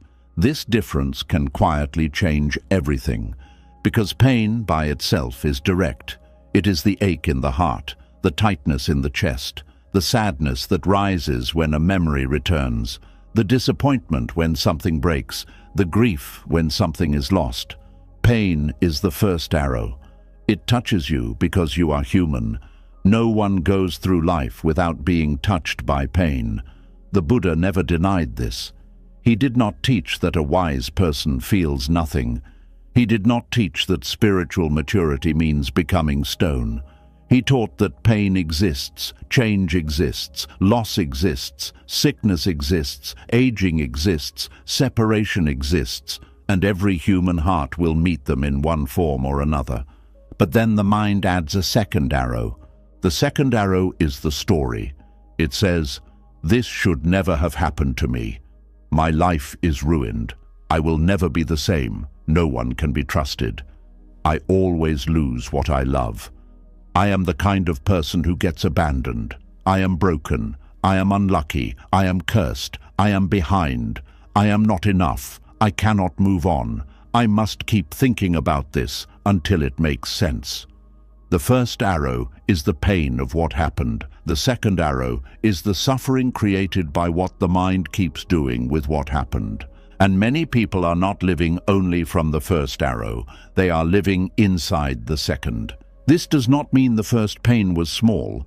It does not mean what happened was acceptable. It does not mean your wound was not real. It means the mind can take a real wound and build a whole world around it. A painful event may last a moment, a season or a chapter of life, but the story of pain can continue for years. It follows you into rooms where the original pain is no longer happening. It speaks through your reactions. It shapes the way you hear people. It decides what you expect. It tells you what is possible. It becomes the voice in your head that says, "Because this happened before, this is what life is." This is why two people can go through similar pain and carry it differently. One person may feel the pain, grieve it, learn from it, and slowly continue living. Another person may wrap the pain around their whole identity and begin to see every future moment through it. The difference is not that one person's pain mattered and the other person's did not. The difference is what the mind built after the pain arrived. Buddhist wisdom asks you to look carefully at this building process. It asks, what is the direct pain and what is the story you are adding? This question is not meant to shame you. It is meant to free you. Because if you cannot tell the difference, you may spend your whole life trying to heal the story while ignoring the direct wound, or feeding the story while thinking you are honoring the wound. You may think you are being honest about your pain, when in truth you are repeating a painful identity so often that the mind no longer knows where the wound ends and the story begins. Direct pain is simple, even when it is intense. It may say, "This hurts." The story says, "This will always hurt." Direct pain says, "I feel lonely tonight." The story says, "I will always be alone." Direct pain says, "That person disappointed me." The story says, "Everyone will disappoint me." Direct pain says, "I made a mistake." The story says, "I am a failure." Direct pain says, "Something ended." The story says, "Nothing good stays in my life." Direct pain belongs to the moment. The story tries to turn the moment into your destiny. This is one of the great ways suffering becomes identity. The mind takes a passing state and gives it a permanent name. It turns "I feel rejected" into "I am rejected." It turns "I feel afraid" into "I am unsafe." It turns "I feel sadness" into "I am sadness." It turns "I was hurt" into "I am the wounded one." And once pain becomes grammar, once it moves from something you experience into something you believe you are, acceptance becomes difficult. Because now you are not just accepting pain. You are being asked to question the story that has been holding your sense of self together. That is why the mind resists. The story may hurt, but it is familiar. The story may limit you, but it gives shape to confusion. The story may make life smaller, but it also answers painful questions. Why am I guarded? Because I was betrayed. Why do I expect the worst? Because life has disappointed me. Why do I not trust peace? Because peace never lasted. These answers may contain truth, but if they become final answers, they stop being wisdom and become a prison. Buddhist wisdom does not ask you to deny causes. It does not say, "Forget what shaped you." It says, "See what shaped you, but also see that you are still being shaped now." This is important. The past may have created conditions, but awareness creates new conditions. If pain taught you fear, awareness can teach you space. If disappointment taught you suspicion, compassion can teach you softness with boundaries. If loss taught you clinging, mindfulness can teach you how to hold life with open hands. The story says, "This is how I am because of what happened." Wisdom says, "This is what happened, and now I can see how I am relating to it." That small shift is powerful. Pain is often unavoidable, but the story of pain can be examined. Pain may arise without permission, but the story grows through attention. Pain may be natural, but the identity around pain is conditioned. This means it has been learned, repeated, strengthened, and protected. And what has been learned can be understood. What has been repeated can be interrupted. What has been strengthened can be softened. What has been protected can be met with compassion and slowly released. The mind, however, often protects the story because the story gives pain meaning. Human beings struggle with meaningless hurt. When something painful happens, the mind does not want only to feel it. It wants to explain it. It wants to know why.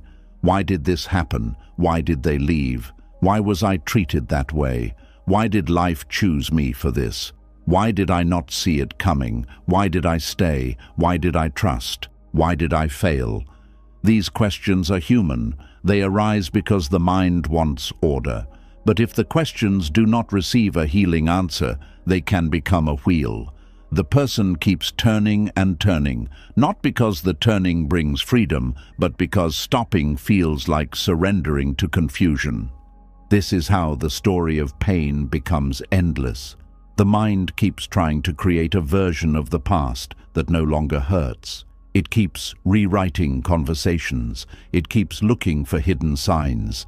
It keeps gathering evidence. It keeps placing blame. It keeps defending itself before an invisible judge. And after a while, the story is no longer helping the wound heal. It is keeping the wound open so the mind can keep working on it. Buddhist wisdom teaches that some freedom comes not from finding the perfect answer, but from seeing the suffering created by the demand for an answer. There may be things you will never fully understand. There may be apologies that never come. There may be reasons that remain unclear.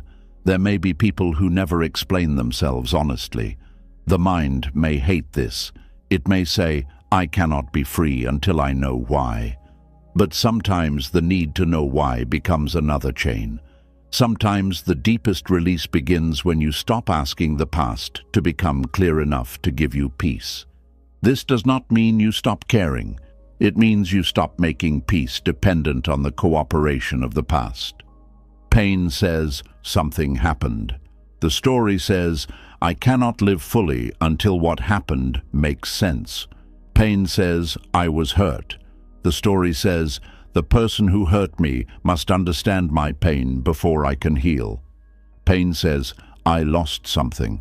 The story says, "Because I lost this, my life can never open again." The story turns pain into a contract. It says life must repay you before you can breathe. But life does not always repay in the way the wounded mind demands. This is why clinging to the story can keep a person waiting at a closed door for years. The Buddha's path points somewhere else. It points to direct seeing, not seeing as thinking more, but seeing as noticing what is actually happening inside you. When the memory comes, what happens in the body? When the old story begins, what emotion feeds it? When you repeat the same sentence about your pain, what do you feel you are protecting? When you tell yourself, "I will never be free," what part of you believes that suffering is safer than change? This kind of seeing is not intellectual. It is intimate. It brings you close to the machinery of suffering. You begin to notice that the story is not one solid thing. It is made of images, words, sensations, beliefs, and emotional habits. A memory appears. Then a thought interprets it. Then the body reacts. Then another thought confirms the reaction. Then the identity steps in and says, "This is me." If you are unaware, the whole chain happens so quickly that it feels like truth.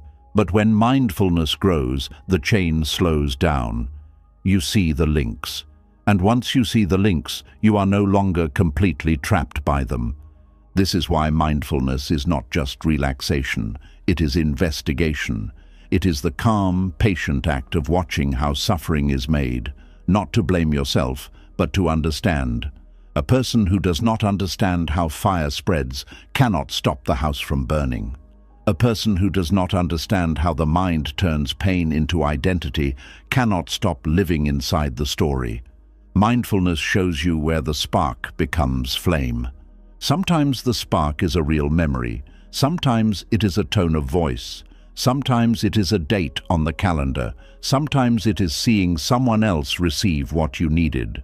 Sometimes it is silence. Sometimes it is success, because success can awaken the fear of losing.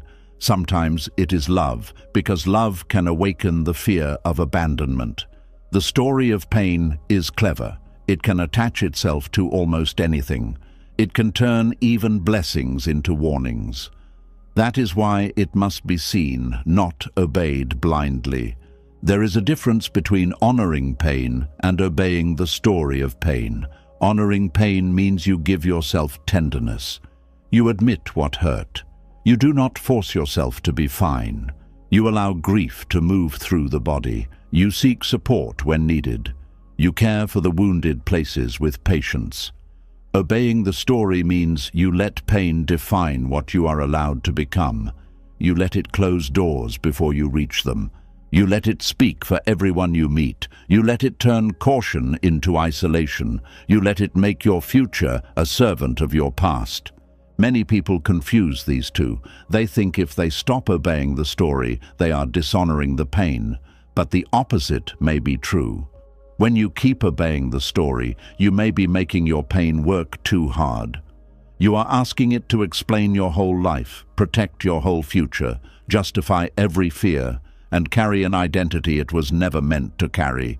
Pain is a signal. It is not a self.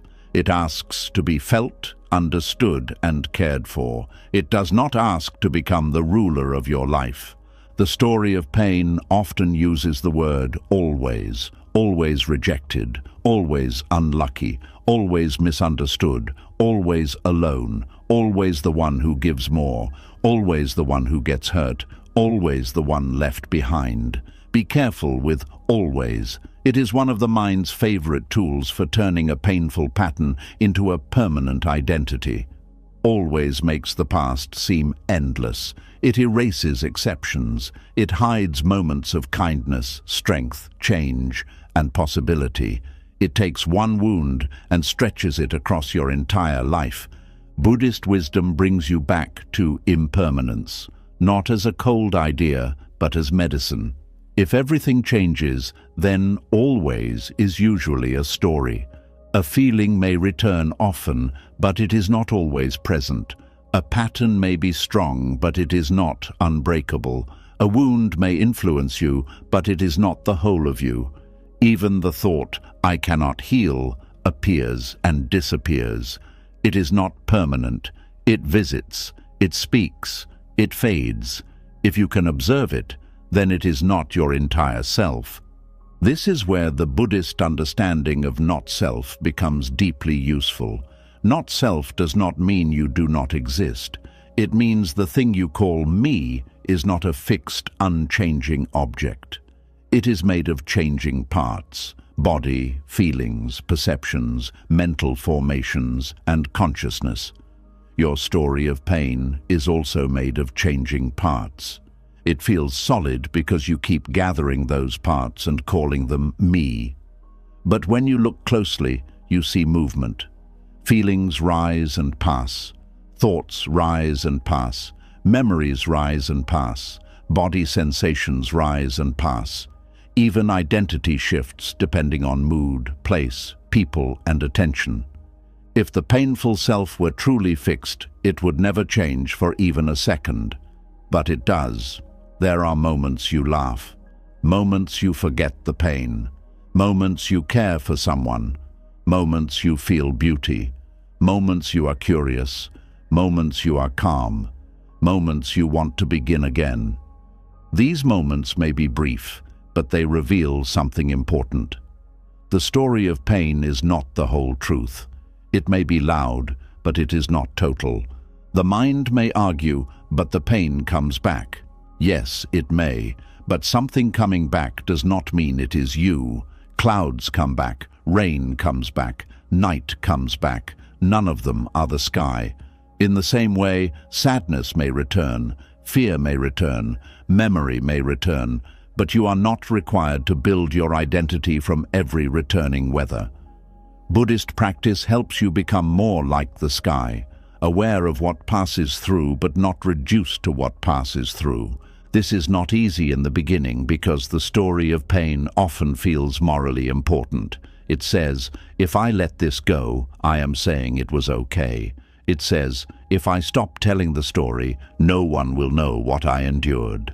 It says, if I become peaceful, the person who hurt me wins. These thoughts can be powerful because they tie suffering to justice. But inner freedom is not the same as declaring the past acceptable. You can still know something was wrong. You can still have boundaries. You can still choose distance. You can still speak truth. But you do not have to keep drinking poison to prove that poison was given to you. Acceptance is not the erasing of moral clarity. It is the ending of self-punishment. Pain may need justice, action, support, or protection. But the story of pain often keeps punishing the one who was already hurt. It replays the wound in the mind. It keeps the body tense. It steals sleep. It blocks joy. It makes new love pay for old harm. It keeps life small. It says it is protecting you, but often it is continuing the injury from inside. This is why Buddhist wisdom is so firm about clinging. Clinging does not keep the past from being wrong. It keeps the past alive in the body. There is a form of suffering that comes from pain, and there is a form of suffering that comes from resisting pain. Direct pain says, "This hurts." Resistance says, "This must not be here. I cannot feel this. I should be over this. This means I am weak. This ruins everything." Resistance turns pain into a battle against yourself. The pain is already there, and then the mind attacks the fact that it is there. Now there are two pains, the original feeling and the conflict with the feeling. Acceptance reduces the second pain. It does not always remove the first. If grief is present, grief may still ache. If loss happened, loss may still matter. If the body hurts, the body may still need care. But acceptance stops adding the extra violence of denial, shame, and inner argument. It says, "This is here." Those three words can be frightening because the mind thinks acceptance means surrendering to pain forever. But actually, "this is here" is the beginning of honest relationship. You cannot heal what you refuse to meet. The story of pain often lives in time. It reaches backward into memory and forward into fear. It rarely stays in the simple now. It says, "Because of what happened then, this will happen later." It links past and future with a chain of fear. Mindfulness gently cuts through by asking, what is present now? Maybe a tight chest is present. Maybe sadness is present. Maybe thought is present. Maybe anger is present. But is the whole story present? Is the entire future present? Is the old person who hurt you present in this room? Is the past happening now, or is the body remembering it? These questions are not meant to dismiss pain. They are meant to separate direct experience from mental construction. This separation brings space, and space brings choice. Without space, memory becomes reality. With space, memory becomes memory, pain becomes pain, thought becomes thought, fear becomes fear. None of them need to become identity. The phrase, "my story of pain," is powerful because of the word "my." The mind claims pain. It says, "my wound, my betrayal, my abandonment, my sadness, my trauma, my loss, my brokenness." This claiming can feel natural. Pain happened within your life, so it feels personal. But Buddhism asks you to look gently at how ownership can become bondage. The more tightly the mind says "my," the more solid the suffering becomes. The pain is no longer an experience passing through awareness. It becomes a possession the self guards. Sometimes people guard their pain because it is the last connection to something or someone. A grief story may feel like the last thread to a lost person. An anger story may feel like the last defense against injustice. A betrayal story may feel like the last proof that you were not foolish. A childhood pain story may feel like the only witness to what the younger self endured. So the mind says "my" with both sadness and protection. It does not want to lose the story because it fears losing the meaning. But releasing ownership is not losing meaning. It is allowing meaning to mature. At first, meaning may be "this hurt me." Later, meaning may become "this taught me what needs compassion." Later still, it may become "this opened my eyes to suffering in others." And one day, meaning may become quiet, not needing to explain itself all the time. The event remains part of your path, but it is no longer the center of your name. Pain becomes "my story of pain" through language.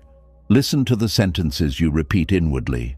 Some sentences heal, some sentences harden. I was hurt and I am learning to care for myself is different from I am damaged forever. I feel fear and I can move slowly is different from I cannot trust anything. This memory is painful is different from my life is only pain. Language can either create space or close the door. The words you use inside yourself become the atmosphere your heart breathes. This is why Buddhist practice often values right speech, not only toward others, but also inwardly. The way you speak to yourself shapes the way suffering moves. Harsh inner speech makes pain contract. Wise inner speech allows pain to be held without becoming identity. You do not need to lie to yourself with false positivity. You need truthful, spacious language, language that admits pain without making it permanent, language that respects fear without crowning it king, language that honors the past without letting it devour the present. The story of pain also grows through selective memory. The mind gathers evidence that supports the story and ignores what does not. If the story is "no one cares," the mind may overlook the person who checked on you. If the story is "I always fail," the mind may dismiss the quiet ways you kept going. If the story is "nothing good stays," the mind may not notice small forms of stability. This is not because the mind is evil. It is because the mind tends to confirm what it already believes. Suffering narrows attention. It makes the world look like the wound. Mindfulness widens attention. It does not force you to deny what hurts. It simply asks you to include more of reality. Yes, there is pain. Is there also breath? Yes, there is grief. Is there also the sound of rain, a cup of tea, a person who tried, a moment of rest, a small strength you forgot to count? This wider seeing is not childish. It is not pretending. It is refusing to let pain become the only evidence allowed in the court of your mind. The story of pain often survives by making everything personal. A delayed reply becomes abandonment. A neutral face becomes judgment. A change in plans becomes rejection. Someone else's mood becomes proof that you are unsafe. The mind shaped by pain turns ordinary life into evidence for the old wound. This is exhausting. It means the body lives in constant reaction, not to reality alone, but to the meaning added on top of reality. Buddhist wisdom teaches perception carefully because perception is not always pure seeing. It is seeing mixed with memory, fear, desire, and past conditioning. You are not only seeing what is there, sometimes you are seeing what pain taught you to expect. This is why pausing matters. Before reacting, you can ask, what did I actually see? What did I add? What do I know? What am I assuming? Is this pain from now or pain from before entering now? These questions create a gap between event and story. In that gap, freedom breathes. Pain may need comfort. Story may need investigation. This distinction is very useful. When direct pain is present, be kind. Soothe the body. Allow tears. Rest. Speak gently. Reach for support. But when the story begins spinning, investigate. Is this true? Is it always true? What does this story want from me? What does it protect? What does it cost? Who would I be in this moment if I did not add this sentence to the pain? That last question can open a door. Who would you be if sadness was here, but the story "I will always be sad" was not added? Who would you be if fear was here, but the story "I am unsafe everywhere" was not added? Who would you be if memory was here, but the story "my life ended there" was not added? You may not become instantly peaceful, but you may feel space, and space is the beginning of release. The mind may say, but if I stop telling the story, I will forget the lesson. This is another fear, but wisdom does not require endless suffering. A lesson can remain without the wound being reopened every day. You can remember not to place your hand in fire without burning your hand every morning. You can learn discernment without reliving betrayal. You can keep boundaries without rehearsing every reason for them. You can carry wisdom lightly. This is one of the signs of healing. The lesson remains, but the identity softens. At first, the story may have been necessary. It helped you organize chaos. It gave words to something overwhelming. It helped you tell someone, "This is what happened to me." It helped you understand your reactions. Do not hate the story. At a certain stage, it may have served you. But every tool has a time. A cast helps a broken bone heal, but if you never remove it, it weakens the limb. In the same way, the story of pain may help you name the wound, but if you never loosen it, it can weaken your ability to live beyond the wound. Buddhist wisdom often works through direct contact with reality. It brings you back from the story to the sensation, from the sensation to awareness, from awareness to spaciousness. Instead of saying, "I am destroyed," you may notice, "There is pressure in my chest, heat in my face, a thought saying, 'I cannot go on,' and a memory rising." This may sound less dramatic, but it is more precise. Precision weakens the spell of identity. When you name what is actually happening, the mind has less room to turn it into a universe. There is freedom in saying, "A thought is here," instead of, "This is the truth." There is freedom in saying, "Fear is moving through me," instead of, "I am fear." There is freedom in saying, "Pain is present," instead of, "My life is pain." This language does not erase the experience. It places the experience in awareness instead of placing your whole self inside the experience. The story of pain often asks to be repeated. It wants to be told again, reviewed again, defended again. Sometimes telling your story is healing, especially when it has been hidden or denied. But repetition without release can become another form of clinging. You can tell the story so many times that you strengthen the identity more than you soothe the wound. The question is not, "Should I ever speak of my pain?" Of course you may need to speak. The question is this telling helping the pain move or helping the identity stay fixed? You can feel the difference. Healing speech often brings softness, clarity, breath, and a sense of being witnessed. Repetitive clinging speech often brings tightness, heat, more blame, more helplessness, and the need to repeat again soon. One opens space, the other deepens the groove. This is not a rule to silence you. It is a gentle invitation to notice what your own words are doing to your own heart. Pain is intimate, but the story of pain can become public identity. Sometimes people become known by what happened to them. Their suffering becomes the first thing others remember. Their wound becomes their introduction. Their struggle becomes their role in the family, the friendship, or the community. This can feel validating at first, especially if you were ignored before, but over time it can become limiting. You may feel pressure to remain the wounded one because that is how others recognize you. Buddhist wisdom would ask you to look at this with compassion. Are you allowed to change? Are you allowed to be more than the role people understand? Are you allowed to become peaceful even if others still expect your pain? Are you allowed to outgrow the version of you that made sense to everyone else? The answer must become yes. Healing may confuse people who only knew your wound, but your freedom cannot depend on everyone adjusting quickly to your growth. There is pain, and there is the identity that forms when pain is witnessed, repeated, named, and socially reinforced. To leave that identity, you may have to disappoint the expectations built around your suffering. You may have to stop explaining yourself in the old way. You may have to speak less from the wound and more from the wisdom that grew after it. You may have to let people meet a version of you that is not always available for the same sad conversation. This is not arrogance.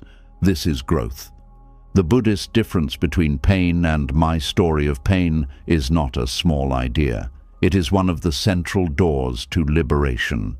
because as long as pain and story are fused together, you cannot touch pain without awakening the whole identity. A small sadness becomes your entire past. A small rejection becomes every rejection.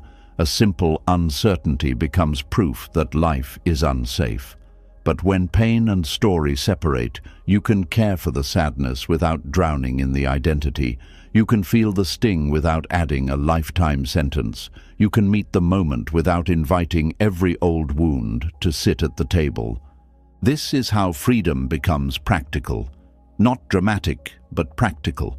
A memory comes and you breathe. A thought says, "This is who I am," and you answer, "This is a thought shaped by pain." A feeling rises, and you place a hand on the body instead of building a future from it. Someone disappoints you, and you respond to that person, not to every person who ever disappointed you. A quiet evening arrives, and instead of entering the old story, you let the quiet be quiet. These small changes are not small. They are how the story loses authority. The first arrow may still come. Life will still bring pain. People may still fail you. Loss may still visit. The body may still ache. Memories may still rise.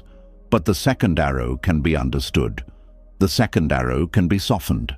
The second arrow does not need to be fired again and again by your own mind. This is not perfect control. It is practice. It is the gradual training of awareness to see suffering before it becomes self. And with time, something beautiful happens. Pain becomes less frightening because it no longer means identity. Sadness can come without convincing you that you are sadness. Fear can come without proving that your whole life is danger. A wound can speak without taking over the room. You begin to trust that experiences can move through you without becoming you. This is the heart of Buddhist freedom. Not a life without pain, but a life where pain is no longer turned into a prison by the story of me and mine. Not a life where memory disappears, but a life where memory no longer owns the present. Not a life where you become untouched, but a life where you are touched deeply and still remain wider than what touched you. And when you truly begin to see this, acceptance becomes less like defeat and more like wisdom. You are not accepting the story that says you are broken forever. You are accepting the direct truth of this moment. You are saying, pain is here, but I do not have to build a self out of it. Memory is here, but I do not have to live inside it. Fear is here, but I do not have to obey it as truth. The wound was real, but the story is not my master. That is where the old home of suffering begins to lose its final power, because the house was never built from pain alone. It was built from pain plus belief, pain plus repetition, pain plus identity, pain plus this is me. And now, through awareness, you begin removing one belief at a time, one repeated sentence at a time, one false permanence at a time, one unnecessary second arrow at a time. You may still feel pain, but you begin to stop becoming the story. And that is a quiet kind of liberation. You may still feel pain, but you begin to stop becoming the story. And this is where another hidden resistance appears, one that many people feel but rarely admit. The moment you stop becoming the story, a strange guilt may rise. It may feel as if you are turning your back on your own suffering. It may feel as if peace is asking you to betray the version of yourself that had to survive. And when you have suffered for too long, acceptance can feel less like freedom and more like abandoning the pain that has been your witness. That is why acceptance can feel so painful at first. Not because acceptance is wrong, but because the heart has confused letting go with betrayal. When you have carried pain for many years, it does not remain only a memory. It becomes a companion. A heavy companion, yes, but still a companion. It sat with you when no one understood. It followed you through silent nights. It explained why you could not trust easily. It gave shape to your anger. It gave language to your loneliness. It became the proof that something real happened. So when Buddhist wisdom gently says, "You can release this," the wounded mind may answer, "Release it? After all I went through, after all it cost me, after all the years I spent carrying it?" This is where acceptance feels like betrayal, because part of you may believe that if you stop suffering, you are saying the suffering was not serious. If you stop grieving, you are saying the loss did not matter. If you stop being angry, you are saying the wrong was acceptable. If you become peaceful, you are saying the wound was small. But this is not true. The wound does not need your lifelong suffering in order to remain real. What happened does not need to keep hurting you every day in order to be valid. Pain is not made more truthful by being repeated forever. A scar does not become false because it no longer bleeds. But the mind does not always understand this immediately. The mind may think, "If I heal, who will remember what happened?" This is especially true when your pain was ignored, dismissed, mocked, minimized, or misunderstood. When no one gave you the comfort you needed, your own suffering may have become the only witness you trusted. You may have carried it like evidence before an invisible court. Every tear, every sleepless night, every defensive reaction, every moment of withdrawal became a way of saying, "See, it was real. See, I did not make it up. See, it mattered." So acceptance may feel dangerous because it asks you to put down the evidence. But Buddhist wisdom does not ask you to deny the evidence. It asks you to stop living inside the courtroom. There is a difference. You can know what happened without spending the rest of your life trying to prove it. You can honor your pain without presenting it again and again to people who may never understand. You can validate your own suffering without needing your life to remain shaped like a wound. The deepest freedom begins when you no longer need the world to agree that you were hurt before you allow yourself to breathe. Acceptance feels like betrayal when suffering has become the way you stay loyal to your younger self.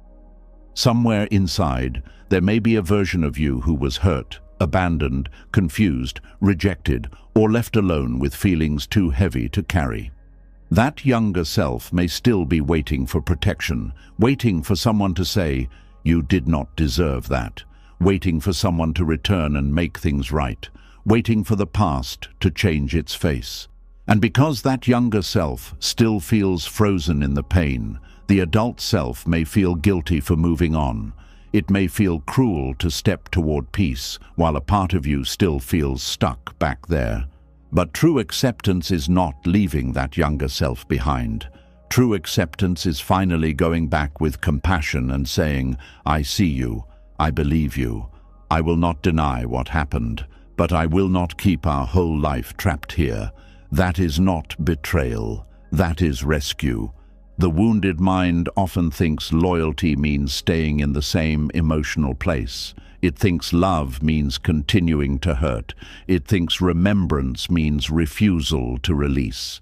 But there is another kind of loyalty, a wiser loyalty, the loyalty that says, "Because I suffered, I will not keep creating more suffering inside myself." The loyalty that says, "Because I was hurt, I will learn to be gentle with myself now." The loyalty that says, "Because life was painful, I will not make pain my only inheritance." This kind of loyalty does not abandon the past. It transforms your relationship with it. Buddhist wisdom is very clear about clinging. It teaches that clinging is one of the roots of suffering. But clinging does not always look like greed. Sometimes clinging looks like grief that refuses to soften because softening feels unsafe. Sometimes it looks like anger that has stayed too long because anger feels like justice. Sometimes it looks like identity built around a wound because the wound feels like proof. Sometimes it looks like repeating the same story because stopping feels like letting someone get away with what they did. This is why acceptance is often misunderstood. People hear acceptance and think it means approval. They think it means saying, "What happened was okay." They think it means becoming passive, silent, weak, or indifferent. But Buddhist acceptance does not mean calling darkness light. It does not mean pretending harm was harmless. It does not mean smiling at injustice. It means seeing reality as it is, without adding the extra suffering of denial, resistance, and endless inner war.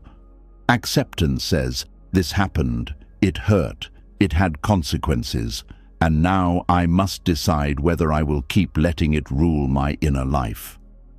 That decision can feel like betrayal because the pain may have become a monument. People build monuments to remember what matters. In the same way, the mind can build a monument out of suffering. It may say, I will never let this go because this pain represents what I lost. But there is a difference between a memorial and a prison. A memorial helps you remember with respect. A prison keeps you from living. If your pain has become a place you visit with awareness, it can teach you. If it has become a place you cannot leave, it controls you.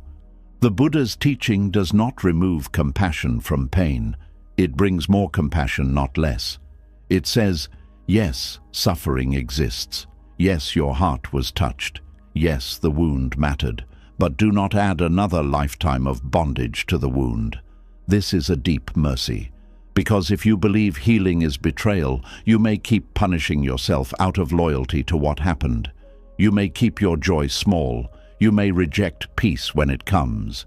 You may distrust calm because calm feels like forgetting. You may avoid happiness because happiness feels disrespectful to the pain you endured. But ask yourself gently, who taught you that your suffering needs your unhappiness as proof? If someone hurt you, must you keep hurting yourself in order to show that it mattered? If life took something from you, must you also give life your peace, your future, your softness, your ability to love, your ability to rest? If a season broke your heart, must every season after it bow down to that brokenness? At some point, continuing to suffer no longer protects the past. It only steals from the present.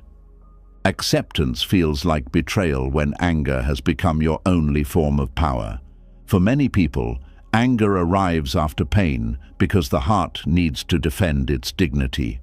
Anger says, that was not right. Anger says, I deserved better. Anger says, I will not let this be ignored. In this way, anger can be useful at first. It can wake you up from numbness. It can help you set boundaries. It can help you stop accepting harm. But when anger becomes your permanent home, it slowly burns the person carrying it. This is difficult because letting anger soften may feel like losing power. You may think, if I stop being angry, I become weak. If I stop holding this fire, I let them win. But Buddhist wisdom would ask, who is being burned by this fire now? If your anger helps you take wise action, listen to it. If it helps you protect your life, respect it. But if your anger keeps replaying the wound long after the moment has passed, if it steals your sleep, poisons your relationships, and turns your mind into a battlefield, then it is no longer only protecting you, it is consuming you. Peace is not the enemy of justice. Peace is the place from which you can see clearly.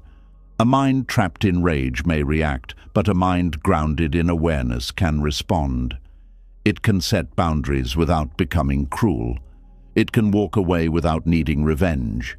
It can remember without being ruled by memory. It can say, this was wrong, without letting wrongness become its whole personality. Acceptance also feels like betrayal when grief has become the last thread of love. Sometimes people are afraid to heal because they fear healing will weaken their connection to what they lost.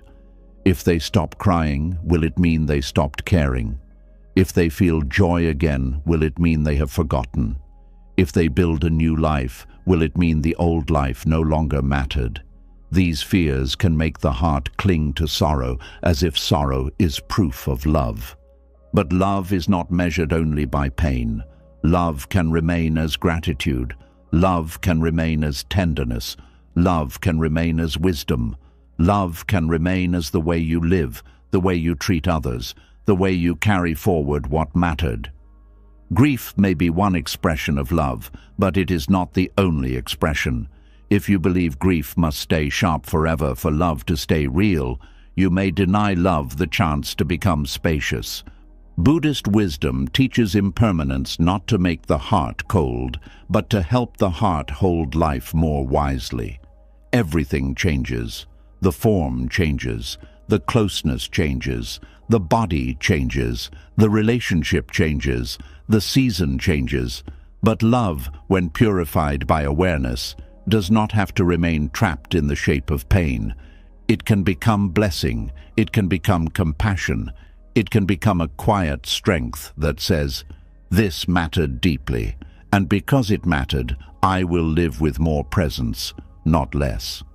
Acceptance feels like betrayal when you believe suffering is the price of meaning. Some people have endured so much that pain becomes the deepest thing they know. They begin to feel that suffering makes them serious, wise, special, or spiritually deep. They may not say this openly, but somewhere inside, they may fear that without pain, they will become ordinary. Without the wound, what will make them different? Without the struggle, what will give their life weight? Without the story, what will people see? This is another hidden attachment. The mind can become proud of its suffering. Not proud in a shallow way, but proud because suffering became proof of endurance. Look how much I survived. Look how deeply I feel. Look how much I understand. And truly, survival deserves respect. But the purpose of wisdom is not to remain wounded so you can feel deep. The purpose of wisdom is to see clearly enough that you do not need pain to prove your depth. A peaceful person is not a shallow person. A calm heart is not an empty heart. A healed mind is not a mind without history. Sometimes the deepest people are those who no longer need to display their pain to be real. They have suffered, yes, but they do not force every conversation to kneel before their suffering. They have wounds, yes, but they do not turn every wound into a throne. They have memories, yes, but they do not let memory speak louder than the present moment. This is the maturity acceptance invites. But the transition is not easy. After long suffering, your whole inner system may be organized around the wound. Your habits, your reactions, your relationships, your expectations, even your dreams may have been shaped by it. So when acceptance begins, it may feel like the floor is being removed. You may ask, if I am not fighting this anymore, what do I do with myself? If I am not defending my pain, who am I? If I am no longer waiting for someone to admit they hurt me, where does my energy go? These are honest questions. They show that suffering has been doing more than hurting you. It has been organizing you. It has given your mind a task. Acceptance removes the old task before the new life feels stable. This gap can feel empty. It can feel like betrayal because the old self does not yet trust the new self. The old self says, "Do not put this down. We know how to live with it." The new self says, "But we are tired." The old self says, "At least this pain is familiar." The new self says, "Familiar does not mean free." This inner conflict is part of healing. Do not mistake it for failure. When a person has lived in a dark room for years, even sunlight can hurt the eyes at first. That does not mean the sun is dangerous. It means the eyes need time. In the same way, acceptance may feel uncomfortable because your inner life is adjusting to a reality where pain is no longer the center. Buddhist practice gives you a gentle way through this. It does not demand that you drop everything at once. It asks you to observe the clinging, feel the guilt, notice the fear of betrayal. Sit with the part that says, "If I accept this, I lose something." Then ask softly, "What do I believe I am losing?" Maybe you believe you are losing proof.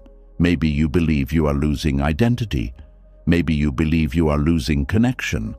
Maybe you believe you are losing the right to be angry. Maybe you believe you are losing the seriousness of what happened. Once you see what you fear losing, you can answer it with wisdom. If you fear losing proof, remind yourself, my pain does not need to continue for my past to be real. If you fear losing identity, remind yourself, I am more than the wound. If you fear losing connection, remind yourself, love can remain without constant suffering. If you fear losing anger, remind yourself, I can keep the lesson without keeping the fire in my own body. If you fear losing the seriousness of what happened, remind yourself, peace does not make the past smaller, it makes my life larger. This kind of inner reassurance matters. Healing is not only insight, it is repeated re-education of the heart. The wounded mind has heard the old story many times. It will not trust a new truth after hearing it once. You must speak wisdom repeatedly, not as a slogan, but as medicine. Slowly, the heart begins to understand that acceptance is not abandonment, it is protection from further inner harm. Acceptance can also feel like betrayal when you are still waiting for the past to be repaired. There may be a secret belief inside you that says, if I hold on long enough, something will change. They will apologize. They will understand. Life will give back what it took. The old wound will finally receive the perfect answer. And sometimes, yes, repair happens. People apologize. Clarity comes. Relationships heal. But often, the exact repair the heart wants does not arrive. Then the question becomes painful. Will you remain chained to a repair that may never come? Buddhist wisdom does not ask this question harshly. It asks with compassion. It knows the heart longs for things to be made right. But it also knows that clinging to what cannot be controlled creates more suffering. Acceptance means you stop making your freedom dependent on someone else's awakening. You stop placing the key to your peace in the hands of a person who may never know how to hold it. You stop waiting for the past to become kind before you become kind to yourself. This is not fair, and it is okay to admit that. Healing often asks work from the person who was hurt. That can feel unfair. But there is a difference between unfairness and impossibility. It may be unfair that you have to heal what you did not choose. But it is still possible to heal. It may be unfair that someone else's actions shaped your pain, but it is still possible to stop giving their actions the power to shape every future breath. It may be unfair that closure never came from outside, but it is still possible to create an inner closure based on truth, compassion, and release. Acceptance feels like betrayal when you confuse release with permission. The mind says, if I release this, I am allowing it. But release does not give the past permission. The past already happened. Release gives your present self permission to stop being dominated by what happened. This is a completely different thing. You are not freeing the event from responsibility. You are freeing yourself from endless captivity to the event. Think of a heavy stone carried in the arms. You may say, I cannot put this down because someone gave it to me unfairly. That may be true, but your arms are still the ones aching now. Putting it down does not mean the person was right to give it to you. It means you are no longer willing to let your whole life be shaped by carrying it. This is the mercy of acceptance. There is another layer to this. Sometimes pain becomes a way to avoid the unknown. As long as you remain attached to suffering, you know what your life is about. You know your role. You know your complaint. You know your emotional position. But if you accept, you must enter a life where your energy is no longer organized around pain. You may have to discover joy. You may have to make choices. You may have to risk new relationships. You may have to create meaning instead of only explaining damage. That can feel frightening. So the mind may call acceptance betrayal when it is actually afraid of responsibility. This does not make the mind bad, it makes it human. Freedom can be frightening because freedom asks, now what? Once you are not spending all your energy fighting the past, you must decide how to live. This is a sacred question, but it can feel heavy. The wounded identity had answers. The free self must learn. This is why acceptance must be paired with patience. Do not expect yourself to release a long-held identity in one emotional moment. Do not expect the heart to trust peace immediately. Do not force yourself to feel grateful for lessons that still hurt. Acceptance is not a performance. It is a practice of telling the truth without turning the truth into a cage. You may begin with a very simple form of acceptance. This happened. Not, this was okay. Not, I am over it. Not, I understand everything. Just, this happened. Then, it hurt me. Then, it shaped me. Then, I have been carrying it. Then, I can begin to relate to it differently. These sentences move slowly because the heart moves slowly, but each one brings you closer to freedom. Acceptance also means accepting your resistance to acceptance. This is very important. Many people suffer because they are not only in pain, they are angry at themselves for not being past the pain. They think, I should have let go by now. I should be wiser. I should be stronger. Why does this still affect me? But this inner pressure only creates another layer of suffering. Buddhist wisdom would say, notice that too. Notice the resistance. Notice the shame. Notice the fear of betrayal. Let even that be included in awareness. When everything is allowed to be seen, nothing has to hide in the dark. If acceptance feels like betrayal, you do not need to pretend it feels beautiful. You can say, a part of me feels guilty for healing. That honesty is already acceptance.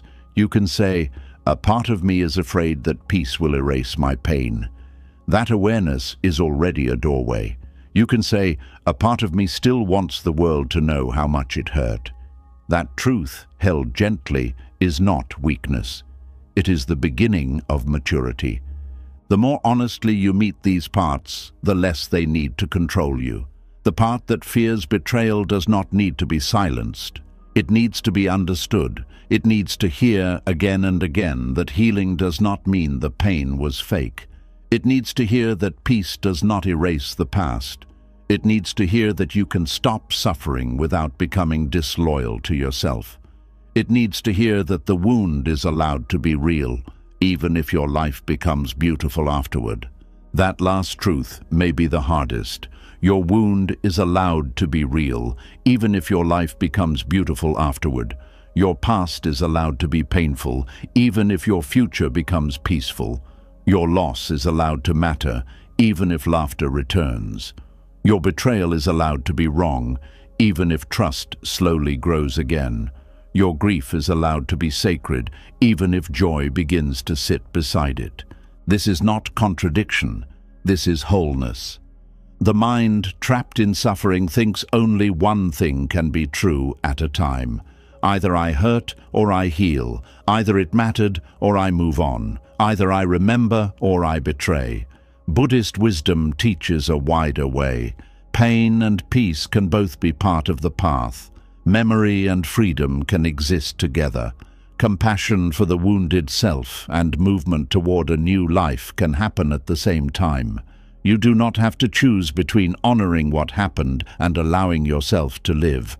Acceptance becomes betrayal only when you believe suffering is the only honest response to suffering. But there are other honest responses. Wisdom is honest. Boundaries are honest. Compassion is honest. Rest is honest. Rebuilding is honest. Silence can be honest. Joy can be honest. A peaceful life after pain can be one of the most honest responses of all, because it says, what happened mattered, but it will not be allowed to become the whole story. There is deep courage in that. Not the loud courage of proving something to others, but the quiet courage of no longer using your own pain as a weapon against your future. The courage to stop asking suffering to validate you. The courage to let the past be real without making it your ruler. The courage to disappoint the part of you that still believes healing is disloyal. The courage to say, I can love the self who suffered without remaining trapped in the suffering. This is where Buddhist acceptance becomes an act of compassion. You are not forcing the heart to forget. You are allowing the heart to stop bleeding for the sake of proof.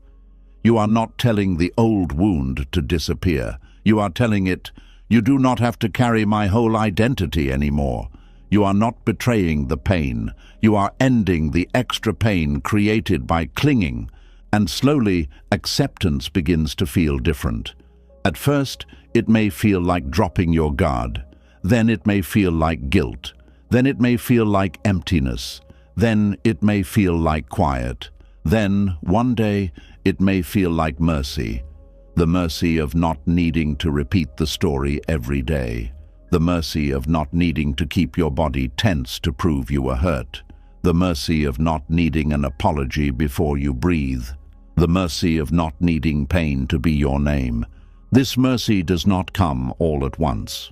It comes in small moments when you choose not to reopen the wound unnecessarily, when you remember without feeding the fire, when you validate yourself without demanding that suffering remain visible, when you allow one peaceful breath without suspicion, when you let a good moment be good, even though painful moments came before it, when you realize that the past can be part of you without being all of you.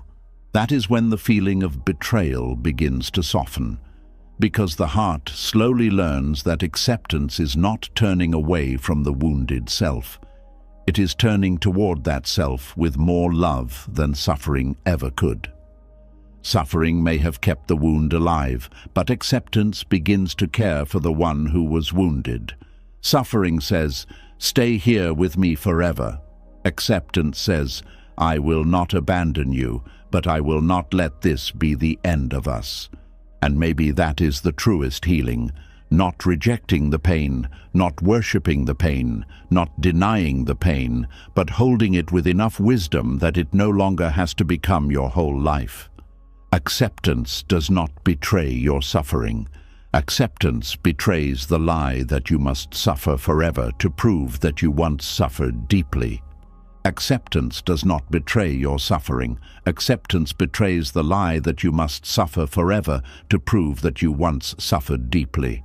And once that lie begins to weaken, another hidden force appears inside the mind. It is more subtle than fear, more difficult to admit than grief, and often more protected than pain itself. It is the ego's secret attachment to being wounded. This is not easy to hear, because no one wants to think they are attached to their wound. The heart says, "I did not choose this pain." And that is true. You may not have chosen what happened. You may not have chosen the loss, the rejection, the betrayal, the disappointment, the loneliness, the years of survival, or the inner heaviness that followed. But sometimes, after pain enters the life, the ego quietly begins to use it.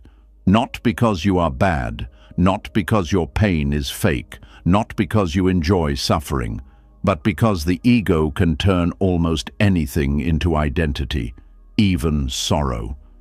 The ego does not only attach to pride, success, beauty, praise, money, knowledge, or being right. It can also attach to being wounded. It can say, "This pain makes me different." It can say, "This wound explains me." It can say, "This suffering gives me depth." It can say, "This story gives me a place in the world." And slowly, without your full awareness, the wound becomes more than something that happened. It becomes something the ego uses to feel solid. In Buddhist wisdom, ego is not simply arrogance. Ego is the deep habit of making a fixed self out of changing experiences. It says, "This is me, this is mine, this is who I am." It takes thoughts, feelings, memories, roles, victories, failures, and wounds, then wraps them together and calls the bundle self. So when suffering stays for long, the ego may begin to include suffering in that bundle. It says, "I am the one who was hurt. I am the one who was abandoned. I am the one who was betrayed. I am the one life treated unfairly. I am the one who understands pain more than others. At first, this may feel like honest recognition, but over time, it can become a hidden attachment. The dangerous thing about this attachment is that it does not feel like attachment. It feels like truth. It feels like dignity. It feels like self-protection. It feels like justice. It feels like memory. It feels like loyalty to what happened. But if you look closely, you may notice that the ego does not only want the pain to be acknowledged, it wants the pain to remain central. It wants the wound to keep explaining you. It wants the story to keep giving you a shape. It wants the old injury to remain a kind of throne from which the self can speak. This is where suffering becomes complicated. The wound hurts, but it also gives the ego a position. It gives the ego a reason to say, I am special because I have suffered, or I am separate because no one understands me, or I am wiser because I have been through more, or I am allowed to stay guarded because I was hurt. Some of these statements may contain truth. Pain can teach. Pain can deepen compassion. Pain can make a person more alert. But the ego takes a lesson and turns it into a crown. It takes survival and turns it into superiority. It takes a wound and turns it into a name. This is why the ego may resist healing. Healing threatens the ego's favorite story. If the ego has built itself around being wounded, then peace feels like losing status. If pain has become the reason you feel unique, then healing may feel like becoming ordinary. If suffering has become your proof of depth, then calm may feel shallow. If being hurt has become your explanation for every reaction, then acceptance may feel like losing the defense that protects you from responsibility. This is not a reason to shame yourself. It is a reason to become deeply honest. Because ego attachment grows in darkness, it weakens when seen clearly. The ego loves certainty, even painful certainty. It would rather say, I am broken, than sit in the open space of, I am changing. It would rather say, I can never trust, than face the delicate work of learning discernment. It would rather say, this is just who I am, than admit, this is a pattern I learned. It would rather keep the old wound as a permanent identity than enter the unknown field of healing. Why? Because a fixed identity feels safe. Even a painful fixed identity gives the ego something solid to hold. But life is not fixed. Buddhism reminds us again and again that all things are changing. The body changes, feelings change, thoughts change, roles change, relationships change. Even the story you tell about yourself changes. But the ego fears this flow.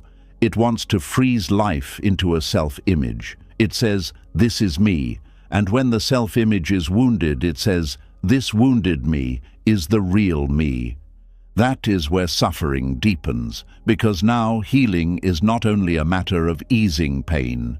Healing becomes a threat to who the ego thinks you are. This is why some people defend their pain more fiercely than they defend their peace. You may offer them another way to see themselves, and they may reject it. Not because they are hopeless, but because the wound has become familiar ground. They know how to speak from it. They know how to gain sympathy through it. They know how to avoid risk through it. They know how to explain every closed door with it. But peace asks them to stand without that old explanation.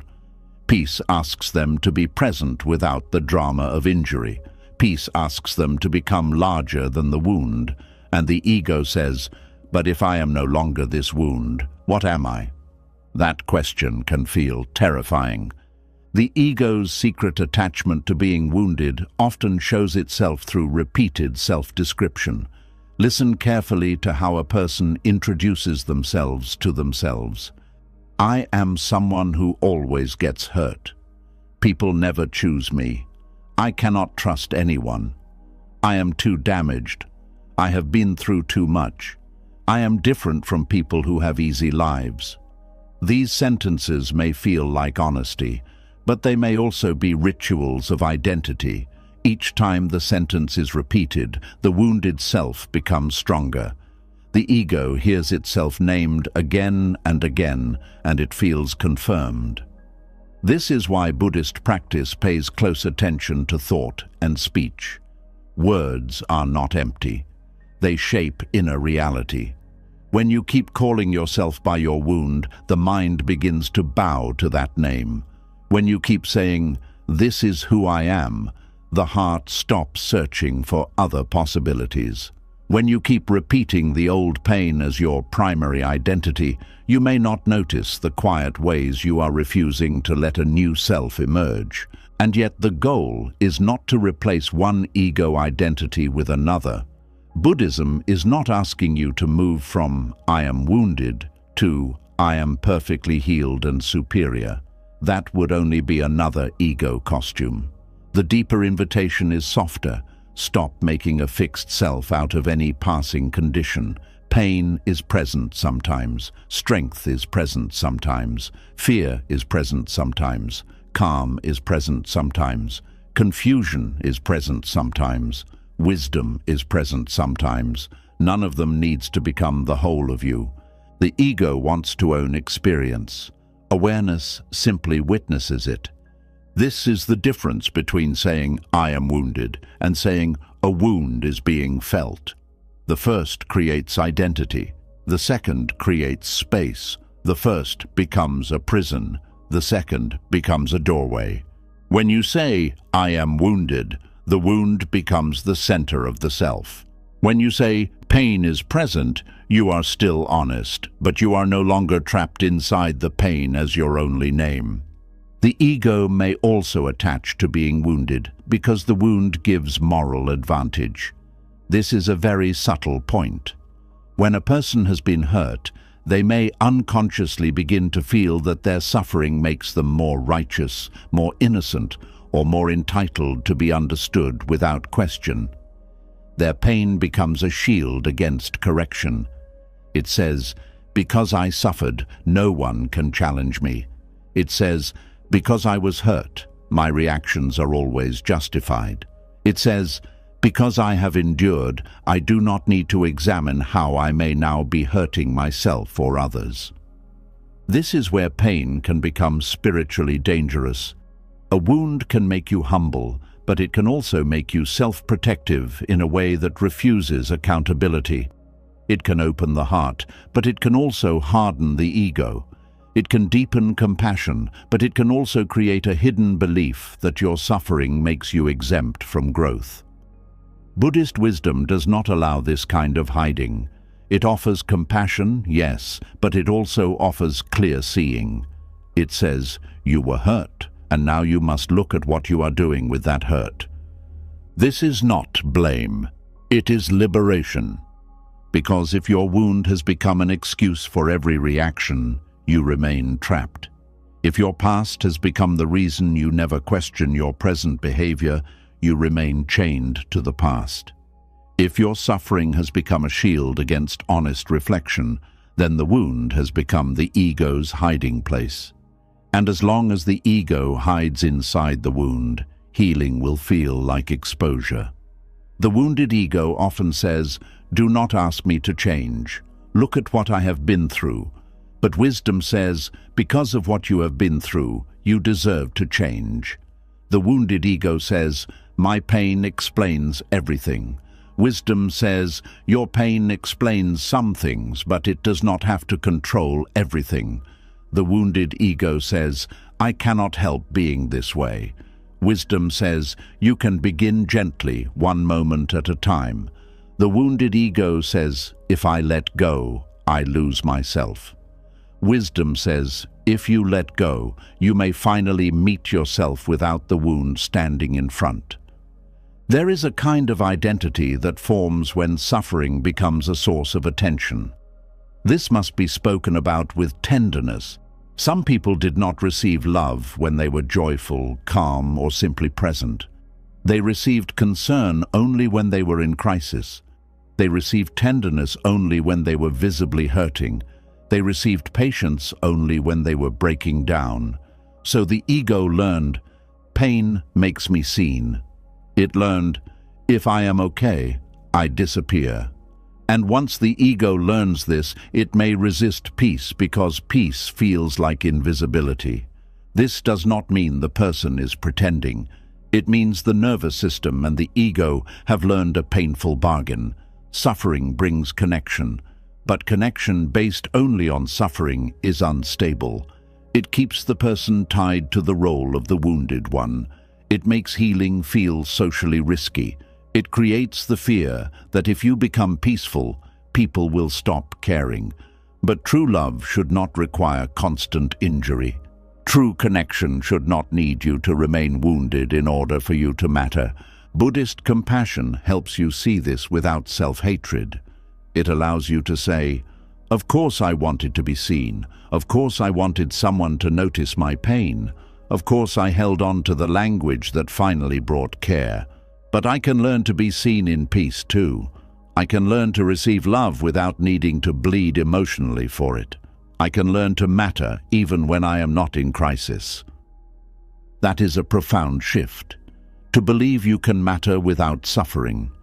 The ego also attaches to woundedness because woundedness can protect you from trying. If you believe you are too damaged, then you do not have to risk beginning again. If you believe people will always hurt you, then you do not have to risk opening carefully. If you believe life is already against you, then you do not have to risk hope.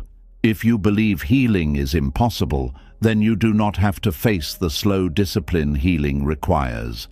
Pain becomes not only a wound, but a hiding place from possibility. Possibility can be frightening because it asks something from you. It asks for movement. It asks for responsibility. It asks for patience. It asks for the courage to live without the old excuse. The ego may prefer the sadness it knows to the freedom that asks it to grow. This is why the wounded identity can feel strangely comfortable. It lowers the demand of life. It says, I cannot. It says, do not expect too much from me. It says, I am this way because of what happened. But underneath those sentences there may be a quiet fear of discovering that you are capable of more than your pain has allowed. And that discovery can be both beautiful and frightening, because if you are capable of more, then a new life becomes possible, and if a new life is possible, then the old identity must loosen. The ego does not like loosening. It wants to survive. It wants to remain the main character of your inner story. If it has been playing the role of the wounded one for years, it will not step down easily.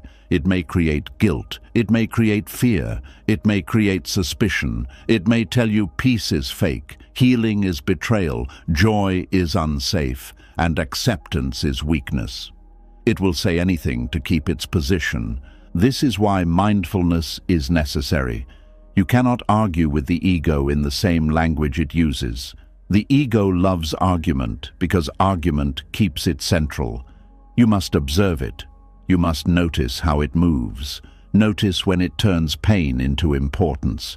Notice when it uses hurt to avoid responsibility. Notice when it prefers sympathy over freedom. Notice when it repeats the wound because silence feels empty. Notice when it rejects peace because peace does not give it a dramatic role. Observation weakens identification. When you can say, the wounded ego is speaking, you are no longer completely inside it. You have become the witness. That witness is not cold. It is not cruel. It is spacious. It sees the wounded ego with compassion, but it does not obey every demand. It can say, I understand why you cling. I understand why you fear being ordinary. I understand why pain gave you a sense of self. But we are not here to live forever as a wound. The ego's attachment to being wounded can also appear as comparison. It may compare suffering with others. It may say they do not understand real pain. It may feel secretly offended when others speak of their struggles. It may minimize other people's wounds because it wants its own wound to remain special.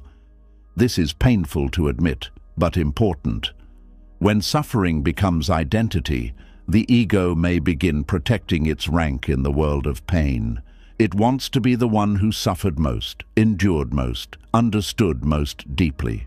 But pain is not a competition. The moment suffering becomes a competition, compassion begins to shrink. Buddhist wisdom opens the opposite door. It teaches that suffering is universal, not identical, but universal. Everyone carries something. Everyone meets loss, fear, aging, uncertainty, disappointment, and change. When you see this deeply, your own wound does not become less real. It becomes connected to the human condition. Your pain stops isolating you and begins to soften you. This is a major movement from ego to compassion. Ego says, "My pain makes me separate." Compassion says, "My pain helps me understand others." Ego says, "No one hurts like I hurt." Compassion says, "Many beings know sorrow in different forms." Ego says, "My wound makes me special." Compassion says, "My wound can make me kind." This does not reduce your suffering. It releases the need to use suffering as a badge. There is dignity in pain, but there is danger in worshipping it. There is wisdom in remembering, but there is danger in making memory your altar.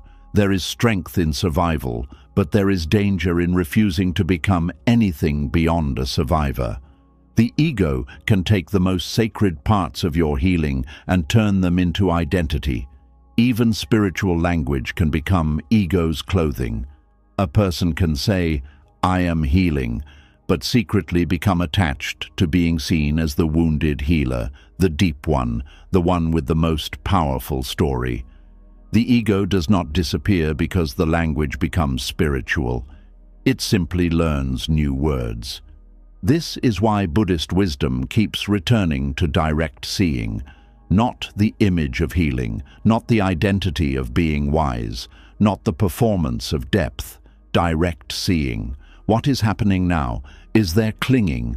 Is there fear? Is there pride in pain? Is there resistance to peace? Is there a secret wish to be recognized through suffering? Is there a part of you that does not want to release the wound because the wound gives you importance? These questions are not comfortable, but they are cleansing.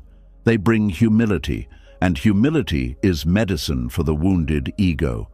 Humility does not mean insulting yourself. It means seeing clearly that even your pain can become a place where ego hides. It means admitting, "Something in me has become attached to this wound."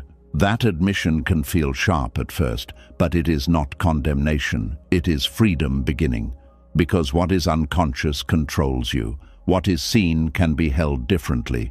The ego's secret attachment to being wounded also survives through resentment.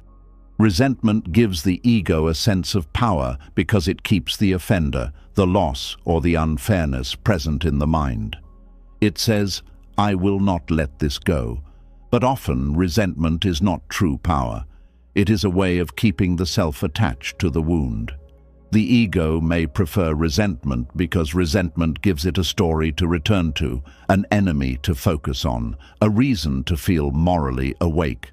Without resentment, the ego may feel empty. It may not know what to do with the energy that was once spent rehearsing pain. Buddhist wisdom does not demand that resentment vanish by force. It asks you to understand its cost. What does resentment do to your body? What does it do to your sleep? What does it do to your ability to love? What does it do to your face, your breath, your future? Does it truly protect you, or does it keep you tied to what hurt you? Does it bring clarity, or does it keep the wound fresh? Does it make wise action possible, or does it keep you circling the same fire? When resentment is seen clearly, it begins to lose its holiness. You stop treating it as proof of self-respect. You begin to see that self-respect may actually require putting it down, not because the past was right, but because your life deserves to be more than a reaction to the past. This is another thing the ego fears, being more than a reaction. The wounded ego is reactive. It defines itself against what happened, against who left, against who failed, against who did not understand, against what life took. But a free life cannot be built only in reaction. At some point you must ask, what do I love? What do I value? What do I want to practice? What kind of mind do I want to cultivate? What kind of presence do I want to bring into the world? These questions move you from wound-centered identity to life-centered awareness. The ego may resist because these questions do not keep the wound at the center. They ask you to create instead of only defend. They ask you to live instead of only explain. They ask you to become responsible for the quality of your attention. And in Buddhism, attention is everything. What you feed with attention grows. If you feed the wounded identity every day, it becomes stronger. If you feed awareness, compassion, patience, and wise action, those qualities become more available. This does not mean ignoring pain. It means feeding pain only with the kind of attention that heals, not the kind that hardens. There is attention that is like warm water on a wound, cleaning it gently. There is also attention that is like scratching the wound open again. The ego often prefers the second kind because it keeps the wound active. Awareness learns the first kind. A healed relationship with pain does not need to perform. It does not need to announce itself constantly. It does not need to win every conversation. It does not need to be the most wounded person in the room. It can speak when speaking is useful and be silent when silence is kind. It can remember without displaying. It can feel without becoming dramatic.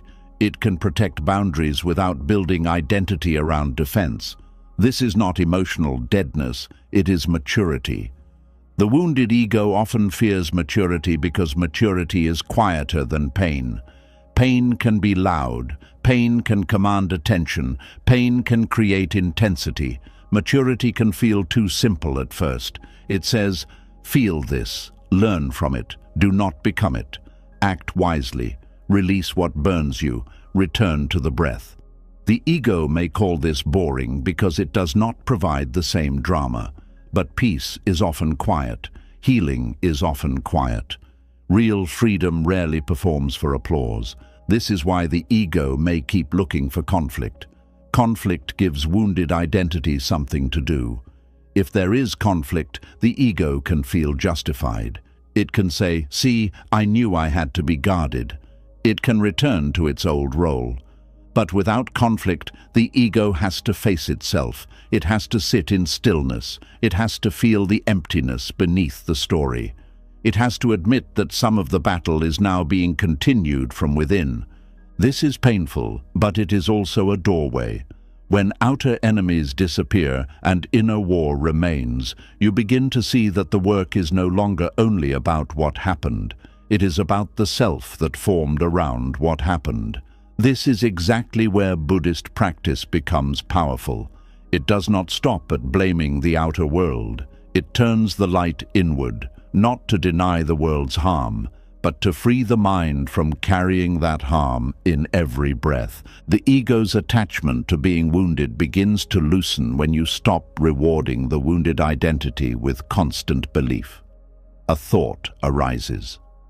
I am too hurt to change. Instead of bowing, you notice it. A feeling arises. I need this pain to be understood. Instead of becoming it, you hold it gently. A story arises. Without this wound, I am nothing. Instead of obeying, you ask, is that really true? This is how the ego loses power, not through violence, but through non-identification. Non-identification means you no longer confuse every inner movement with yourself. There is fear, but fear is not the whole self. There is hurt, but hurt is not the whole self. There is ego, but ego is not the whole self. There is a story, but the story is not the whole truth. The more you see this, the more space opens, and in that space you can choose.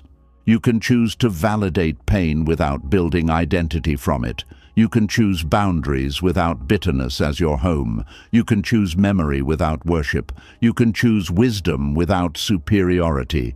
You can choose tenderness without helplessness. You can choose strength without remaining hardened.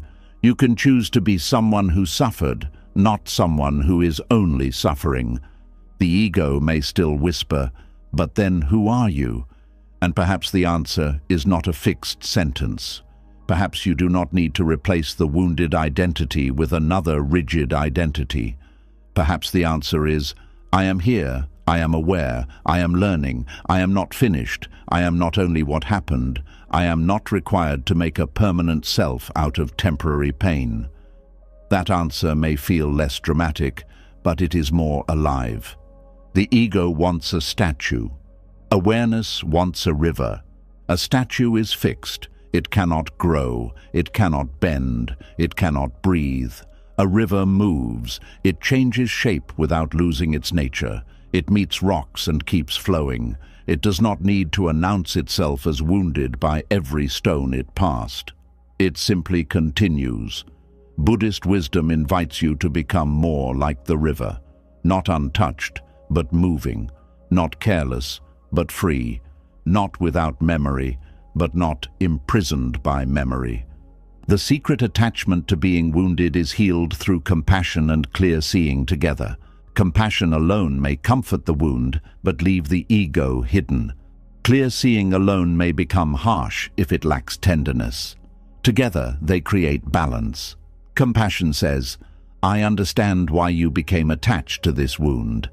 Clear seeing says, but this attachment is now causing suffering. Compassion says, you are trying to protect yourself. Clear seeing says, but protection has become a cage. Compassion says, we will not shame the wounded self. Clear seeing says, we will not let the wounded self rule forever. This balance is the middle way. Not denial, not obsession, not self-blame, not self-excuse, not clinging, not cold rejection. A gentle seeing that is strong enough to tell the truth and kind enough to hold what trembles. As this attachment softens, you may feel grief, because the wounded ego, for all its problems, gave you something. It gave you a role. It gave you an explanation. It gave you a way to feel important when you felt powerless. It gave you a way to demand recognition when you felt unseen. Releasing it may feel like becoming empty for a while. Let that emptiness be there. Do not rush to fill it with a new identity. Sometimes emptiness is not loss. Sometimes it is space being cleared. In that space, new qualities can grow, not the dramatic qualities of the wounded ego, but quieter ones: patience, discernment, humility, soft strength, real compassion, honest boundaries, a deeper ability to listen, a lighter way of moving through the world. These qualities may not shout, but they are powerful.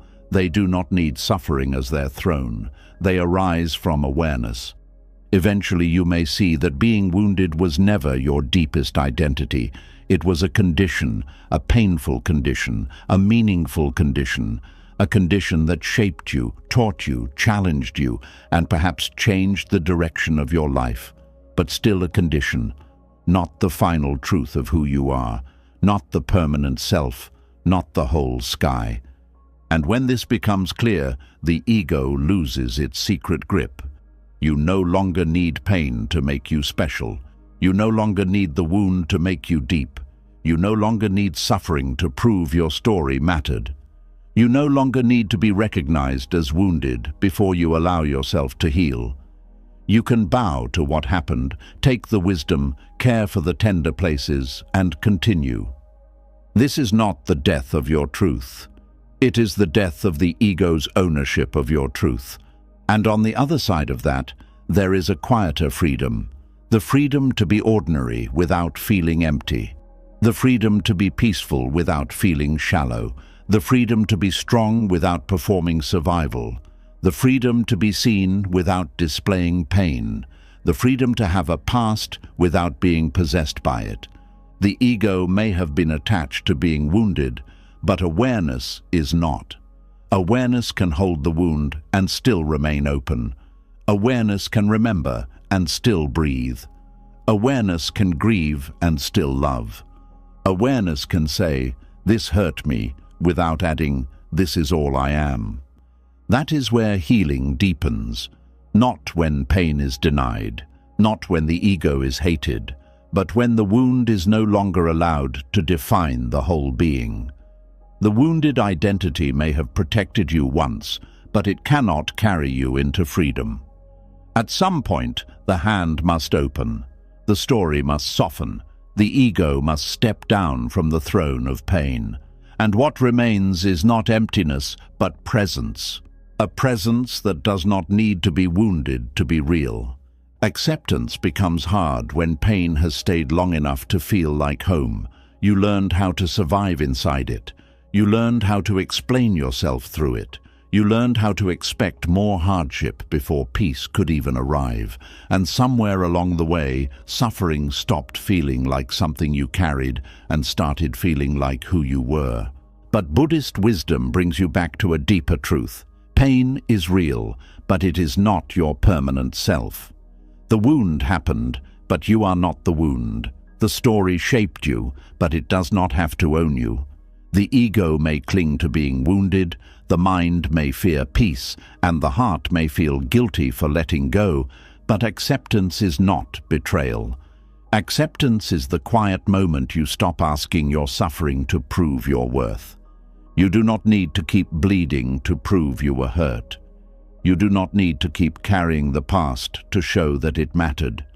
You do not need to remain the abandoned one, the betrayed one, the broken one, or the one who always expects pain. You can honor what happened without living there. You can remember without becoming trapped. You can heal without pretending it never hurt. And maybe this is the wisdom you were meant to carry tonight.